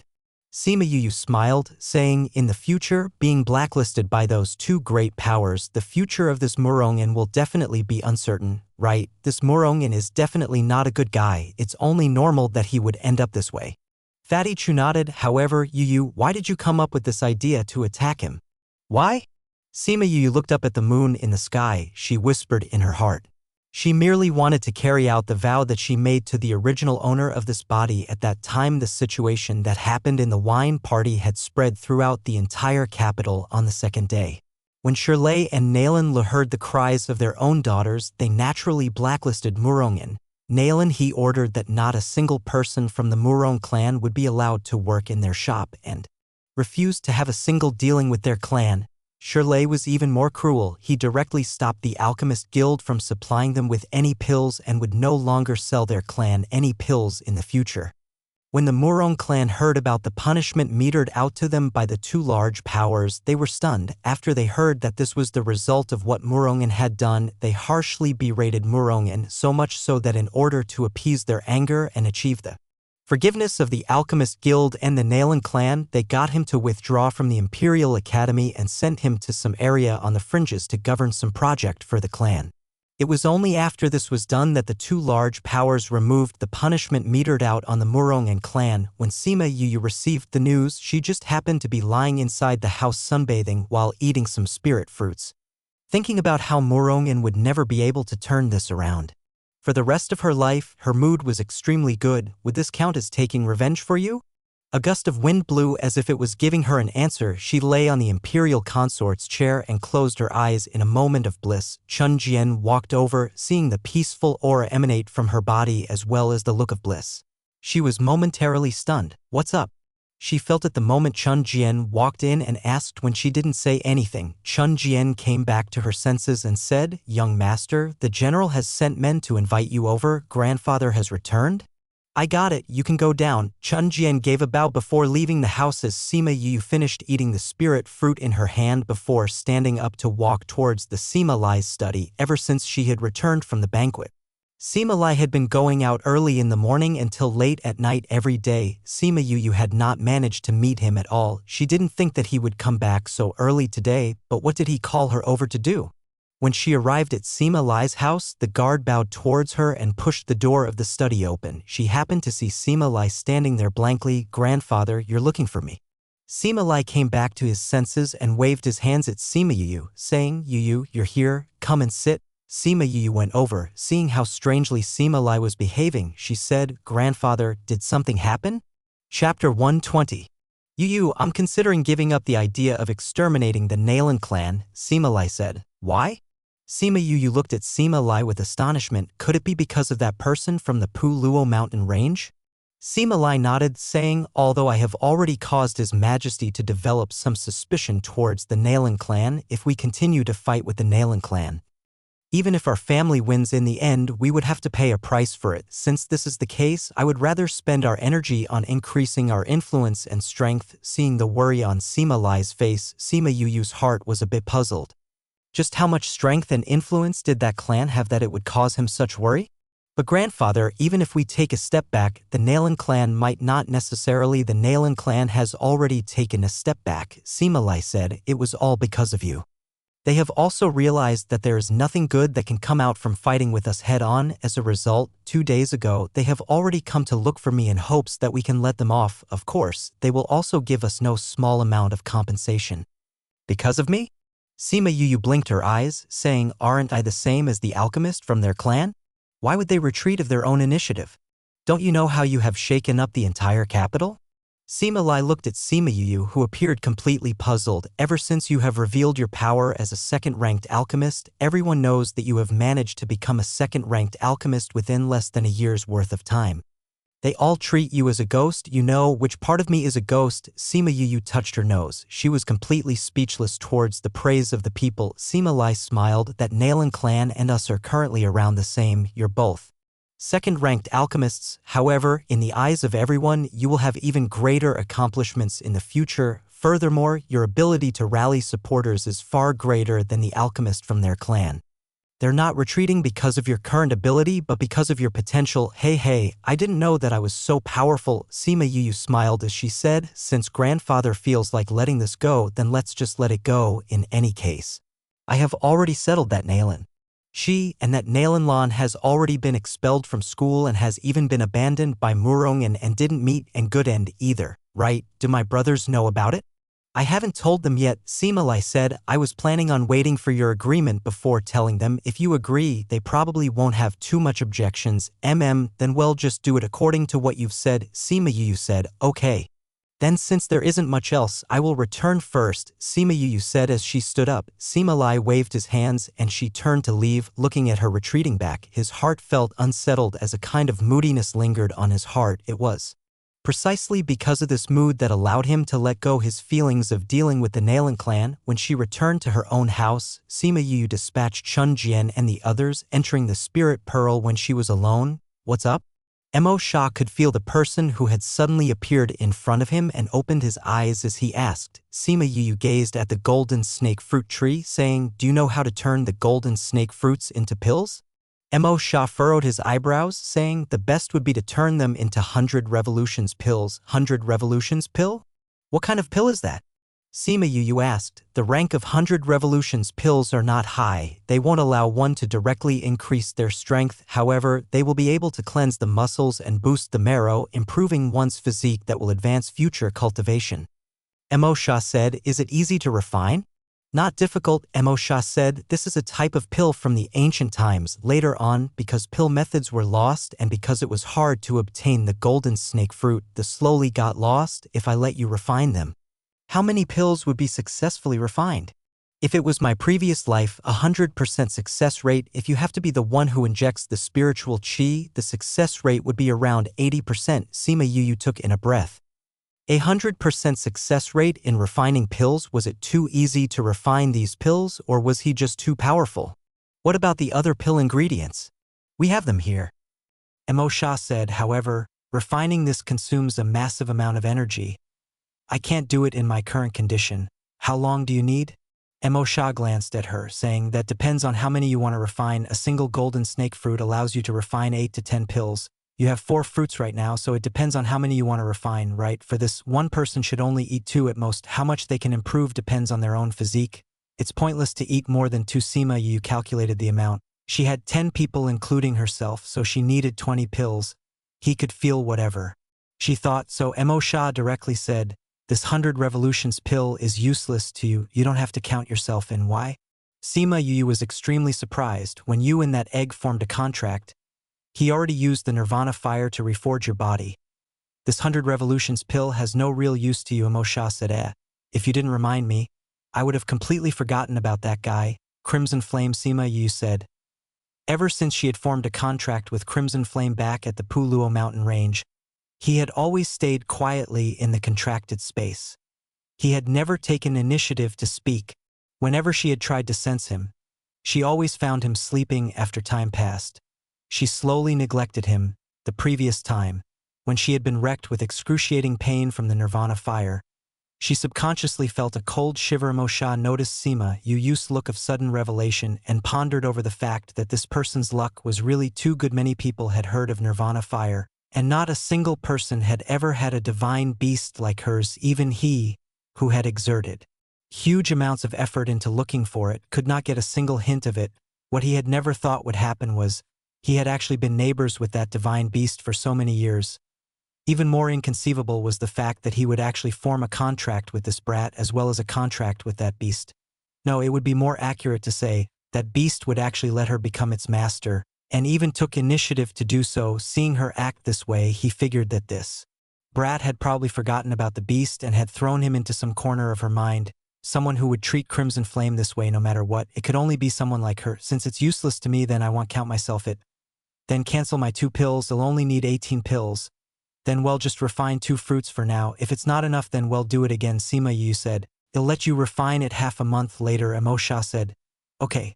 She knew that, actually, every time she let Moshe refine pills, it would consume his soul power as a result. When she heard the time of half a month, she had no intention of contesting it. After settling things with Moshe, she went to the alchemy room to refine a few pills for the Seema clan's shop. It appeared that, adding on the 2 days she had spent refining, she had bought herself a bit of time. So, with a flash she exited. She let Chun Jian send the pills over to Seema Lai before sitting down to recover her energy, thinking that she would be able to refine some pills that would change one's physique for them. She needed to make use of every single bit of time to increase her own strength. She had initially thought that 15 days would come quickly. However, she never thought that some unforeseen event would occur so suddenly, where Seema Lai and the others would not even have time to wait for her to refine those 100 revolutions pills. Chapter 121. Before a few days had passed, it was time to go back to school. Since she had given up on fighting with the Nalan clan, Seema Yu returned to the academy and merely set a date for the men to come and collect the pills. Once she returned to the dorm, Seema Yu saw 4 people standing inside the house. Cough, cough. "What are you all doing here?"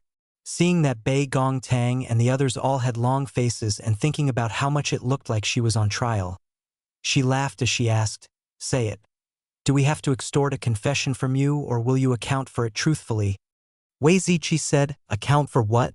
Seema Yu blinked her eyes innocently. "When did you become an alchemist?" "During the entire time that we lived with you, we never realized it. If you didn't reveal this during the banquet, it's certain that we never would have found out that there was a second-ranked alchemist in our midst," Bei Gongtang said. Fatty Chu walked beside Seema Yu and patted her shoulders, saying, "Sai, Yu, it's not that I don't want to speak up for you this time, but it looks like they're not going to let you off if you're not going to account for it truthfully. It started from last year, after I found out I could cultivate, and from a chance encounter. It was my first try with alchemy, and after that I slowly learned how." Seema Yu touched her nose. "Actually, it's nothing much. You all were so busy every day, that's why you never noticed me. No matter what you say, it's a fact that you kept this from us. In order to demonstrate your remorse, you have to make an entire feast for us in order to heal our wounded hearts." Yang Fei finally revealed their motive this time. Seema Yu looked over at the few of them, saying, "Okay, no problem, I'll cook a large feast for our lunch today." Actually, she knew that every single one of them had their own secrets and they would not really want to force her to tell them the truth. They merely wanted to rip her off. However, it was lucky that she was an expert in cooking and treating them was not anything difficult. Seeing that Seema Yu had agreed, everyone's long face turned warm. "I want to eat Kung Pao chicken," Yang Fei said. "I want to eat Sichuan poached sliced fish in hot chili oil." Bei Gongtang did not have the average preference in food. "Mine is relatively simple. Anything that is yummy can be served." Wei Ziqi's request appeared simple but was actually the most difficult. "Since you had already agreed, then we'll go and do our own things. Well, just wait for lunch and we'll have yummy things to eat." Fatty Chu said, "You call us once you're done." Bei Gongtang turned around to return back to her own house after she finished speaking. Wei Ziqi and Yang Fei left as well, leaving behind Fatty Chu and Seema Yu, who were standing in the house. "Oh right, Master Feng sent people to send word that when you return back to the academy today, you should go look for him before it gets dark." Seema Yu smiled at the few of them if they just wanted to eat her food. They should have said so. Why did they bother to make it into such a big deal? Thinking back on what Fatty Chu had said to her before he left, it seemed like Master Feng wanted her to give him an account on the time that she had used his name as a shield. It could be because she knew that he would help her keep a secret. That's why she unwittingly used him as a cover when Wan Wu Feng asked her that question. She heaved a sigh and gave in to her fate as she entered the kitchen. She would first cook everyone's lunch before going to look for Feng Zhixing. When she had taken out the ingredients, Little Spirit had already helped her prepare it. As a result, she very quickly whipped up an entire table full of dishes. Everyone's nose was even more enticed than the spirit beasts at that time. Even before she had called for them, everyone entered the kitchen simultaneously and took the initiative to start and ate with a lot of gusto. As Sima Yu sent the last soup dish to the table, half of the dishes that were there earlier were already eaten. She was extremely shocked at the speed of which they ate her dishes. She never knew that they had such high battle abilities as they ate. Wei Ziqi and the others asked about the situation between the Sima clan and the Nalan clan. They were all shocked when they heard her say that the two of clans were at peace. Sima Yu did not explain much because there were some things that she just could not say. Everyone was pretty smart.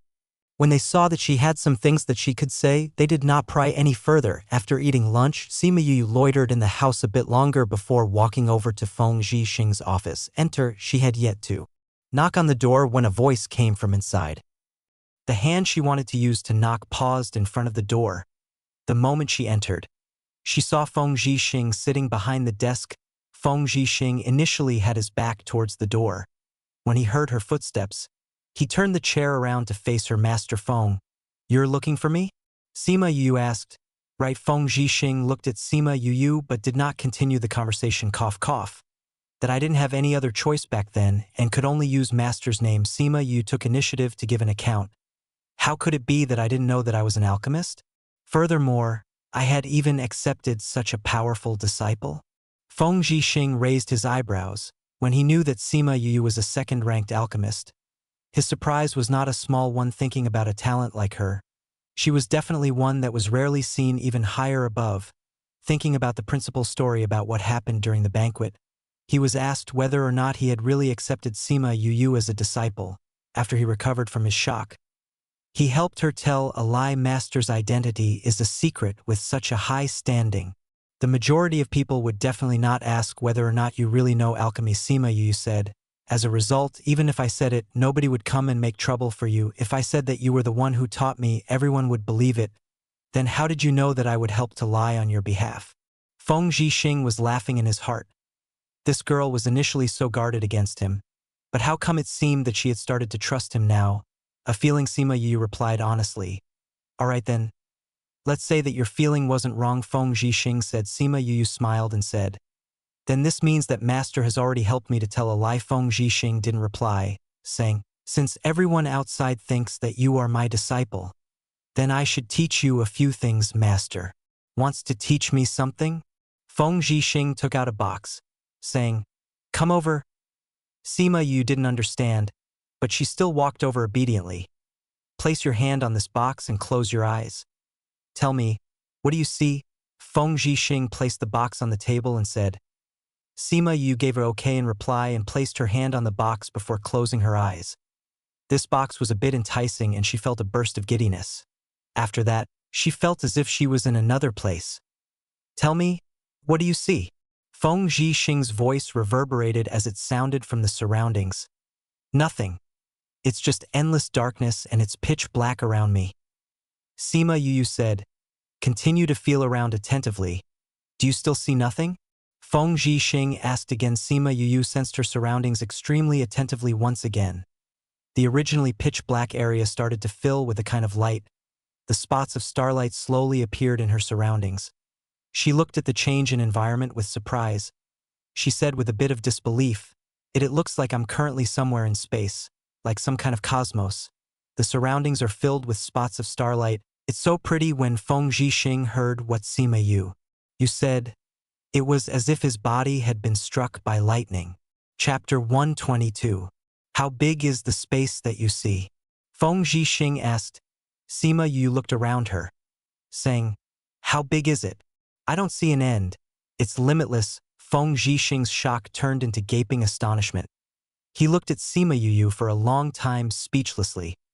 After waiting for quite a long time, Feng Zhixing still had yet to reply her, so Sima Yuyu opened her eyes, asking puzzledly, "Master?" Feng Zhixing took a breath, saying, "All right, enough. You can retrieve your hand."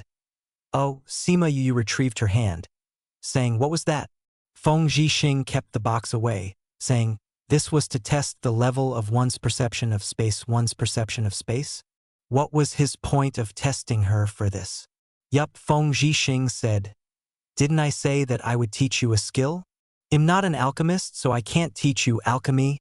However, I can teach you about arrays." Arrays? Master is an array master? Sima Yuyu was incredibly surprised. She had never heard anything about him being an array master. Although she had taken the teleportation array a few times, she had never met an array master. It was said that array masters in the capital were even rarer than alchemists and armament masters. The moment she heard that Feng Zhixing was an array master, her eyes shone with an uncontrollable surprise and passion. Feng Zhixing nodded, saying, "If you want to become an array master, aside from possessing a huge amount of mental energy, you need to possess perception for space. Since you have already managed to become an alchemist, it shows that there is no problem with your mental power. Through that test just now, we have ascertained that your level of perceptivity towards space is not bad. As long as you have enough understanding, you will definitely be able to become an array master." Is it very difficult to become an array master? Sima Yuyu asked. "You just have to think about the differences between an array master, an alchemist, and armament master, and you will be able to imagine how difficult it is to become an array master," Feng Zhixing said. Alchemists need to depend on a huge amount of mental power. However, for array masters, this is just the foundation. This is because space is a form of nothingness. The most important thing for it is not mental power, but perception and understanding. If you can't achieve these 2 points, even if you increase your mental power, you will never be able to become an array master. So this is the case? I was just wondering what I never heard of any array masters in the capital. It's because it's so troublesome to become an array master. Sima Yuyu nodded her head in understanding. Right, that's why an array master has such high standing and influence. If you were to become an array master, all other professions have no choice but to pay their respects to you whenever they see you, Feng Zhixing said. "Ah? It's that great to be an array master." "That's a given," Feng Zhixing said. "There are so many different types of arrays and they have such a large variety of uses, big and small. Over where I live, many cities are dependent on arrays in order to resist foreign invasion. Every single city has a teleportation array, and all this is just the general picture. The strength of an array master is not that great, but having an array focused on defense will help them wait for support from others. Furthermore, an illusion array will cause those who are invading to be confused and lose their way. We also have arrays focused on offense where, the moment a person enters, they will receive injury from power shot out from the array." Sima Yuyu listened to Feng Zhixing prattle on and on, finally pursing her lips twice, saying, "There are actually so many different kinds of arrays. There are many different kinds of arrays. You will slowly get to know them in the future," Feng Zhixing said. "Furthermore, a highly ranked array master will be able to fully comprehend the special and unique parts of being an array master." "What kind of special parts?" Sima Yuyu asked curiously. Feng Zhixing swept his eyes over the house. When he saw a lampstand, he said, "Bring the candle over and light it." Sima Yuyu went over to the lampstand and took the candle. She lit it and placed it on the table. Feng Zhixing looked over at the candle for a moment before saying, "Try to blow out that candle." Sima Yuyu leaned over and blew on the candle. According to experience, blowing from such a short distance would definitely blow out the candle. However, the fire on the candle did not even flicker. It was as if she had never blown on it at all. "Ah?" Sima Yuyu blew on it again, but the flame on the candle did not move at all. "What's going on here?" Sima Yuyu asked as she looked at Feng Zhixing. He didn't move at all, so how come she couldn't blow it out? "Stretch out your hand and touch it," Feng Zhixing said. Sima Yuyu stretched forth a finger, thinking of giving the candle a poke. However, it was as if she was being separated by something and could not touch the candle at all. "Master, what is going on?" Sima Yuyu asked in surprise. "This is because I have already sealed off the space surrounding the candle." That's why you can't touch it at all. Feng Zhixing stretched forth his hand as he spoke to touch the candle. Sima Yuyu's hand had always remained there, and she was extremely clear about the feeling of that layer obstructing her. However, Feng Zhixing could directly touch the candle. Even this is possible. This is too weird. Sima Yuyu was poking at the invisible barrier again and again with extreme interest. However, what use does this have? Since the space has been sealed, others will not be able to enter the space. When you are fighting with others, the opponent's outside help must first break through your barrier before entering. Furthermore, within your space, the opponent's strength will be greatly limited, so much so that you will be able to cross over an entire rank. Feng Zhixing slowly explained everything to her. In addition, if the opponent tries to attack you, if you can seal the space surrounding you, he won't be able to harm you. Being able to restrict everyone's attacks to the outside? Isn't that super powerful?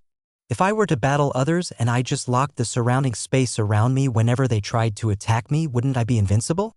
Sima Yu said, how would that be possible? This is in direct relation to the array master's strength. Feng Zhixing said, the higher the strength and comprehension of an array master, the more powerful his abilities at sealing off space. It is similar to cultivation in this point. The stronger one is, the more firm one's barrier of space, the resistance to attack will also be greater. Furthermore, how big or small the amount of space sealed will be different according to your degree of strength. There are some array masters who can seal a space around the size of a house. However, there are also those who can only seal off a space the size of a fist. If I am able to comprehend how to seal off space, that would be too awesome. Sima Yu said, the unique skill of an array master that is more powerful than sealing off space is space manipulation. Something more powerful than that is shattering space. No matter what skill, it's all dependent on comprehending space, Feng Zhixing said. I'm only telling you these things because I want you to understand the position an array master holds in this world. It is also an area that you have to put in effort for in the future. I understand. Sima Yu nodded as the amount of adoration and worship she had for array masters increased in her heart. I have 2 beginner books on arrays here with me. One of them is on basic knowledge of arrays and the other is on the different types of arrays. I have written some notes on them. When you read them, it won't be too difficult. Feng Zhixing took out 2 books and handed them to Sima Yu. It's just as I said earlier, if you want to become an array master, you have to comprehend the mysteries of space yourself. This array book will also be useful for this foundational aspect. Chapter 123. Sima Yu took the books and had a feeling that these 2 books would open an entirely new exciting world for her. These array books are extremely rare in this world, so you definitely have to guard them well. Feng Zhixing reminded her yet again, I will, master. Sima Yu nodded her head gravely as she placed the book into the spirit pearl. From now on, find the time to set aside 2 days a week to come here and I'll impart some information to you about arrays. You should go back now to read these 2 books and come to ask me about anything you don't understand. Feng Zhixing said, okay, since I have accepted you as my disciple, you have to learn well and not lose face for your master. Do you understand? Feng Zhixing said gravely, yes, master. She changed her greeting with more reverence and respect. This signified that the relationship between the 2 of them was no longer simply teacher and student, but had already entered into the level of master and disciple. Right, master? Right now, what's your current level of ability for sealing off space? Feng Zhixing saw the curiosity in Sima Yuyu's eyes and smiled, saying, your master can currently only seal off the amount of space half the size of this house. She did not know what level it was to seal off the space of half this house, but thinking about how he said that many array masters could only seal off space around the size of a fist, she thought that this master of hers must definitely be super powerful. Seeing Sima Yu in her state of contemplation, Feng Zhixing was momentarily stunned. It was as if he had seen the image of that person that year once again. When Sima Yu regained her senses, she found Feng Zhixing staring at her seriously. It was as if he was looking at her but also looking past her and focusing on other things. His eyes appeared distant, as if he was recalling something. There was even traces of some heartache. Master? She could not help but say something to interrupt his current ponderings. Cough, cough. If there's nothing else from you, you can go down first. Feng Zhixing pretended to cough twice to gloss over blanking out just now, as he waved his hand to Sima Yu and said, then I will take my leave. Sima Yu left after she finished speaking. She walked a few steps forward before she stopped yet again. She turned around to gaze at Feng Zhixing. The look in his eyes revealed that he was caught once. Again, in a certain memory, after she left the office, Sima Yu walked around the academy garden alone as she puzzled over many things in her heart at that time. Sima Lai had accidentally revealed to her about her life jade. He had even said that Feng Zhixing was there when they made her life jade. The average person had no way of creating something like the life jade. Even Sima Lai had not made any for Sima Yuming and the others as a result. The fact that she alone had a life jade was something that was extremely strange at that time. Feng Zhixing was there. Furthermore, he was not someone who was from the Dongqin country. Didn't that mean that at the time that her life jade was made, she was not inside the Dongqin country? Could it be that she was not a person from the Sima clan? Sima Yu was greatly shocked by the thoughts in her heart and inadvertently stopped walking. She felt that her own guesses were slightly unimaginable, however. The interactions that she had with Sima Lai and the others really did have some parts that were strange. For example, her mother or father was not from the human race. They were from the dark race. This was what made it possible for her to possess a light devil's physique. However, according to her knowledge, Sima Yuming and the others had a mother who was undoubtedly from the human race. Furthermore, when Sima Lai had given her the box from her father, he said that her father had left her something at that time. It did not seem like an ordinary heirloom passed from generation to generation. It seemed as if that her father had guarded over this box especially for her sake. Actually, just from the fact that she had that unusual physique, she could guess that she was not someone from the Sima clan. In the past, she had never thought about it, but now, she could connect the dots between everything that happened, causing her to highly suspect her identity immediately. However, even if she managed to guess it, she had no plans to ask Sima Lai and the others about anything. It was not that she held no interest towards her own identity, but that she currently longed for the warmth of the Sima clan. As for the truth, she believed that she would definitely find out one day. If the time came, Sima Lai and the others would naturally tell her on their own. After gathering her thoughts, Sima Yu took a long breath and returned to the dorm. Because they immediately wanted to start classes in the upcoming week, Wei Ziqi and the others were all in their own houses preparing for classes starting the next day. She returned back to her own house and placed the book that Feng Zhixing had given her on her own desk. Array Master, she stretched forth a hand to touch the cover of the book and felt that it was a bit unreal. Although she had wished for an opportunity to learn about arrays in the past, she knew in her heart about how minuscule a possibility it would be. She never thought that Feng Zhixing would end up being an array master, and this opportunity to learn was thrown in front of her in a moment. Perception of space. How does one perceive something like this? She looked around her surroundings but couldn't feel a single thing that was special about it. How would she perceive something like this? Master actually said that he was able to seal off space around the size of half a house. It's too powerful. It's a mystery how powerful he actually is. Space manipulation, shattering space. Even Master does not know how to do these things. It will definitely be even more difficult. If I'm able to learn it, it will definitely be super awesome.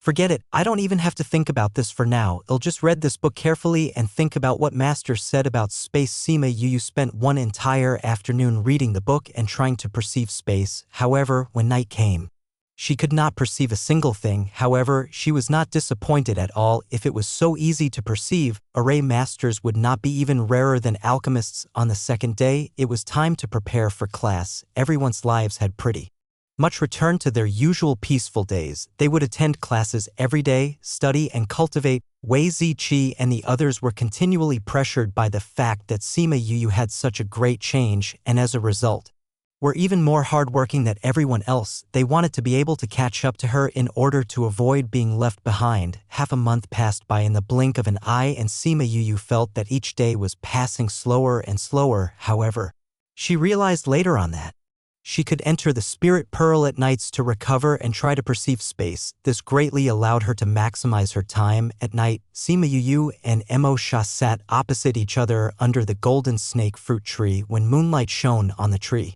it released a milky white gas. This was something that they both did every night. Because of their contract, the both of them imperceptibly formed a kind of trust in each other. They believed that the other would not harm themselves and so entered a state of cultivation without worry. This night, Mo Sha did not cultivate. Tomorrow would be the day that he would help Sima Yu refine pills, and he had already recovered quite a lot inside the Spirit Pearl. As a result, He was temporarily giving himself a break. He sat on the prayer mat and looked at Sima Yuyu, who was currently trying to perceive space. He pondered in his heart that her luck was really too good. Others would not necessarily possess even one single treasure within their entire lives, but they were like cabbages inside here. The imperial beast arts and soul refinement arts were all things that he had slaved away for in his previous life and had only obtained through countless struggles and pain. However, because of the relationship they shared, she had gotten a hold of it easily. This book for Array Master was also something that was extremely rare in the entire world, but she had encountered an Array Master who became her master. There was even the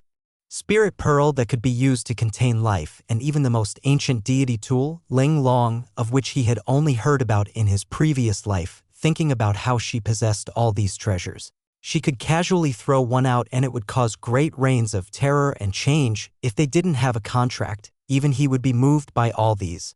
Sima Yuyu could feel the gaze that he had on her, but did not open her eyes because her current state had already entered an entirely different world. Chapter 124. It seemed like she was currently back in that place that was filled with stars. The countless stars kept twinkling at her. Sometimes they seemed close, but sometimes they appeared far away. At this moment, little specks of light flashed past her. They were breathtaking. Those little specks of light danced around her, slowly drifting away to blend in with the ones further away. Her feelings were suddenly overwhelming. Space, distance, she felt as if they were all in the palm of her hand. A single bit from the Array Foundation book suddenly popped up in her mind. Space can be near and far, it can be intangible, and yet you can touch it. Every part of space has its own contrasting way of connection. Once you find it and understand it, you can grasp it and control it. She felt as if she had just accomplished the step of finding it. Feng Shixing had said before that once she accomplished this point, she could be said to have entered the gates of becoming an Array Master. Once she had this thought, the space that she was in immediately left and the feeling that she had was completely gone. She opened her eyes and found that she was still in her own bedroom without a trace of that so-called space. You perceived it? Mo Sha saw her state just now and knew that she must definitely have had some sort of progress and asked. Sima Yuyu nodded, seeing the way this guy was seated so lazy with one leg bent and an arm rested above it with his hand supporting his head. He clearly wasn't cultivating. She asked, "Why aren't you cultivating?" "I'm pretty much done." Mo Sha waved his sleeve. "Really? Then let's go and refine pills now," Sima Yuyu said as she stood up. "You sure that you don't need to recollect the feelings you had just now as you perceived space?" Mo Sha said. Sima Yuyu was shocked. "How did this guy know?" "I've already waited for you for so many days and am not urgently pressed for time. However, this is something that you can only stumble upon but cannot seek." Mo Sha was someone who was experienced and knew that these kinds of chances were so minuscule. Sima Yuyu felt the same way. There was no need to rush for the pills at this time. She nodded and sat down afresh, saying, "All right then, let's not refine pills tonight. Let's talk about it tomorrow." Mo Sha saw that she had closed her eyes once again and remained silent again, continuing to stare at her. Her somewhat young face already revealed the epitome of beauty that would cause the downfall of cities. However, because she had on her hand a ring that gave her the appearance of a male, it muted her breathtaking beauty. Thinking about how she had managed to learn the Imperial Beast arts even under circumstances where there was nobody to teach her, had become a second-ranked alchemist even with less than a year's time, and even quickly managed to gain a perception of space even though becoming an Array Master was the most difficult of all. This kind of genius really caused his heart to be deeply moved. This little guy's talent is really not worse than mine. In the past, Sima Yuyu kept thinking about how she had seen the space just now and slowly recalled the feeling that she had at that time. Very slowly, she found the characteristic of space. On the morning of the second day, Sima Yuyu let Fatty Chu help her ask for leave. Before closing herself in her room to begin refining pills inside the Spirit Pearl, Sima Yuyu and Mo Sha came to the pill refinement room. The room was already prepared with pill ingredients to refine the 100 Revolutions pill, and there were even 2 bottles of pills to recover their spiritual chi. "Let us begin," Sima Yuyu said to Mo Sha. Mo Sha nodded. He walked beside the pill furnace and with a single thought, a black flame was sent beneath the pill furnace. It was chaotic and very quickly engulfed the bottom of the furnace. Sima Yuyu definitely would not let go of this opportunity to learn, so she diligently watched his every move. She realized that she would always reap a different benefit every time she watched Mo Sha refine pills. It was of extreme benefit to her pill refinement. After their experience of working together, they already had a tacit understanding of each other at the very last moment of binding the pill without Mo Sha needing to say anything. With a single glance, she knew that it was her turn to step up. She drew nearer to the pill furnace and shot her spiritual chi into the pill furnace. After eating pills twice, Sima Yu finally finished her first wave of input of power.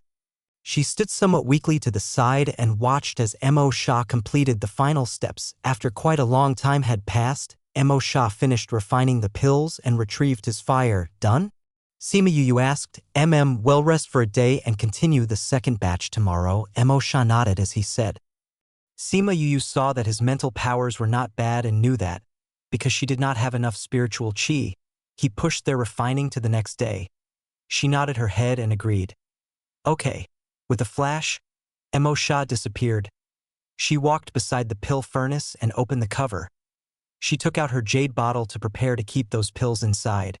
But when she saw the pills inside, she was completely shocked. 10 pills. At the moment that she had poured in her spiritual chi, there was a moment that she did not combine it properly and thought that this would influence the success rate of number of pills. She never thought that he would actually be able to save it and give them a harvest of 10 pills. That's amazing. I wonder what rank he was in his previous life. She kept her pills and let little spirit hold on to it as she left to her cultivation room to recover her spiritual chi. When afternoon came, she only left her room when she heard a knock on her door. Fatty Chu? Is there something wrong? That Master Feng wants you to go and look for him. Looks like it's something urgent, Fatty Chu said. I got it. Sima Yu came out and closed the door behind her. She didn't attend class today. So could this be the reason why he had sent for her? However, that shouldn't be the reason because she had often skipped classes before, but he had never said anything. When she came to Feng Zhixing's office, she knocked lightly on the door before pushing it open to enter. Master, did you look for me?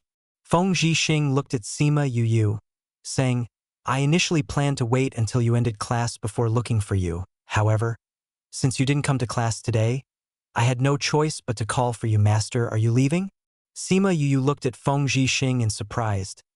This piece of news came too suddenly and didn't give herself time to prepare at all. Something has arisen in my clan, and they have notified for me to return immediately. Feng Zhixing nodded and said, because the news is too urgent. I have to leave immediately. What could it be that's so urgent? Sima Yu asked. It has to do with the Sage Pavilion. It requires me to go back to settle it. Feng Zhixing said. Sage Pavilion? Does it have to do with Wu Lingyu and the others? Seeing Feng Zhixing's expression, it seemed like it wasn't anything good. However, in their previous fight, it didn't seem like something she could meddle in right now. If they were really going to battle it out, she would only end up utterly defeated. Then when is Master going to leave? Sima Yu asked somewhat reluctantly, thinking that he had always been taking such good care of her for such a long period of time and guiding her.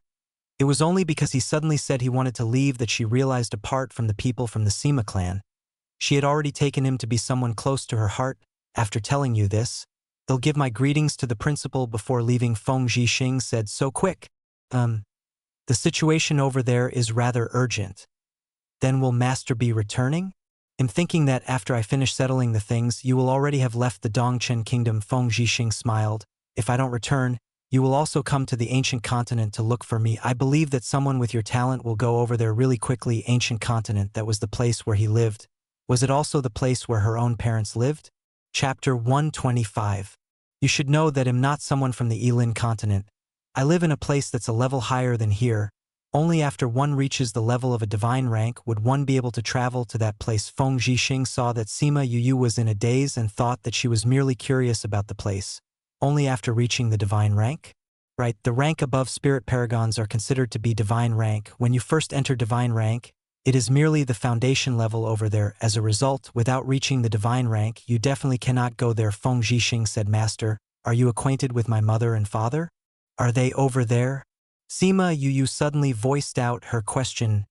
Feng Zhixing was taken aback. He asked, what did you say? Could it be that Sima Lai had already told her of her history?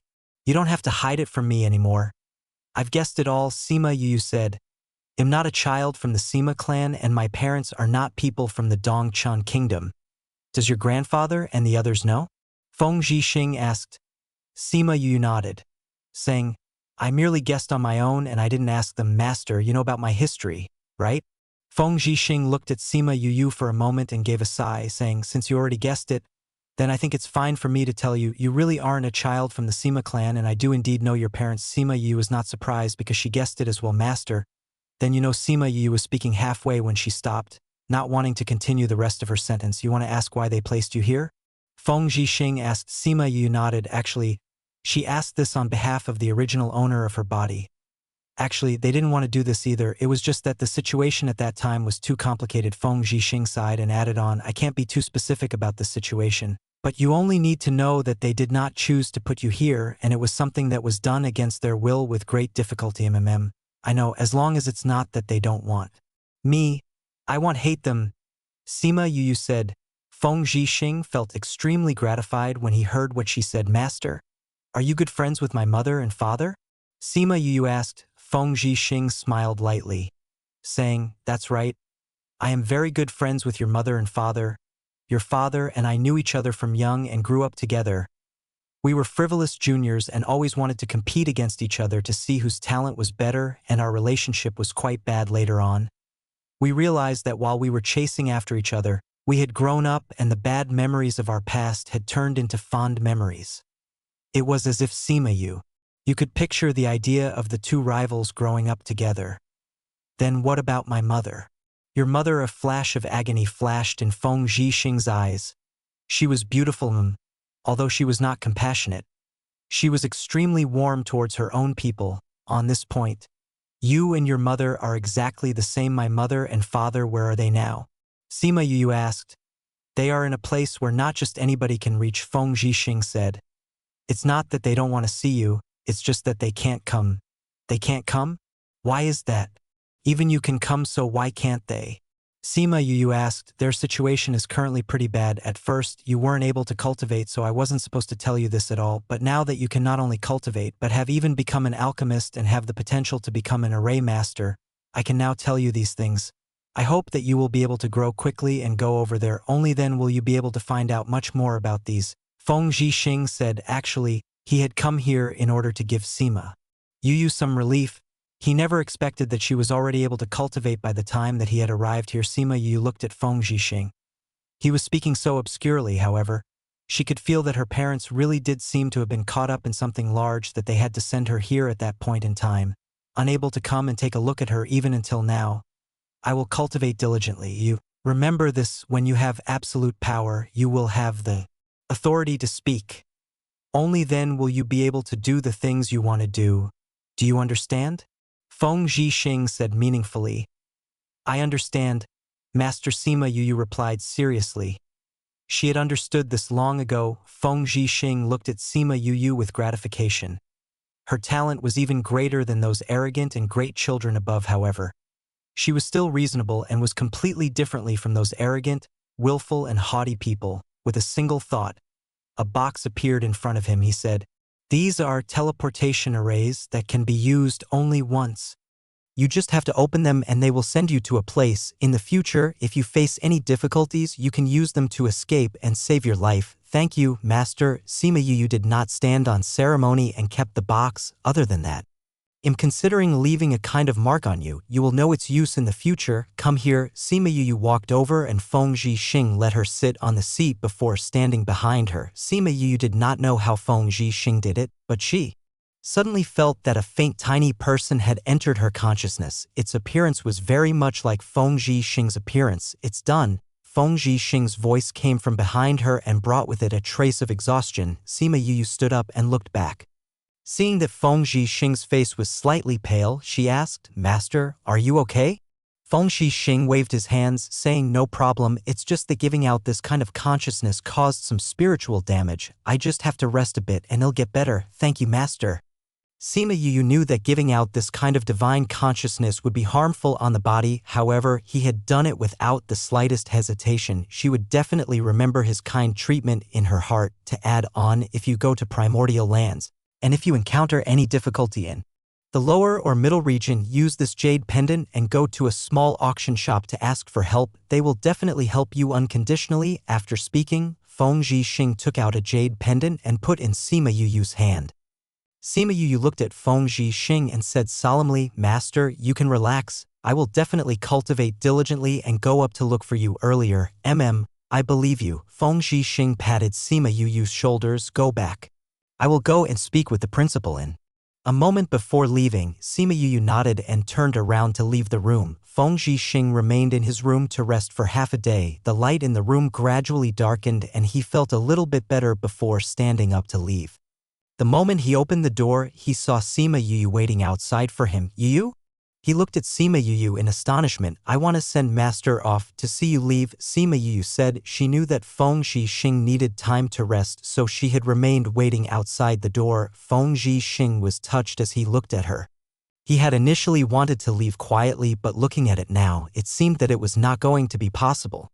"Since that's the case, come with me." Feng Zhixing turned around to leave as he said, and Sima Yuyu rushed to catch up. The two of them came to a small house inside the academy grounds, which was the place the principal lived. When he knew that Feng Zhixing was leaving, the principal was not too surprised. He had always known that Feng Zhixing would leave one day. After explaining simply, Sima Yuyu and Feng Zhixing came to the mountain behind the academy. "I'm going off. I look forward to the next time we meet. I imagine that you will give me a pleasant surprise." Feng Zhixing patted Sima Yuyu's head. "Master, I wish you a pleasant journey," Sima Yuyu said towards Feng Zhixing. Feng Zhixing nodded and released her head. He clasped both hands behind his back as a passage appeared behind him. He smiled at Sima Yuyu as he turned around to enter the passage into space.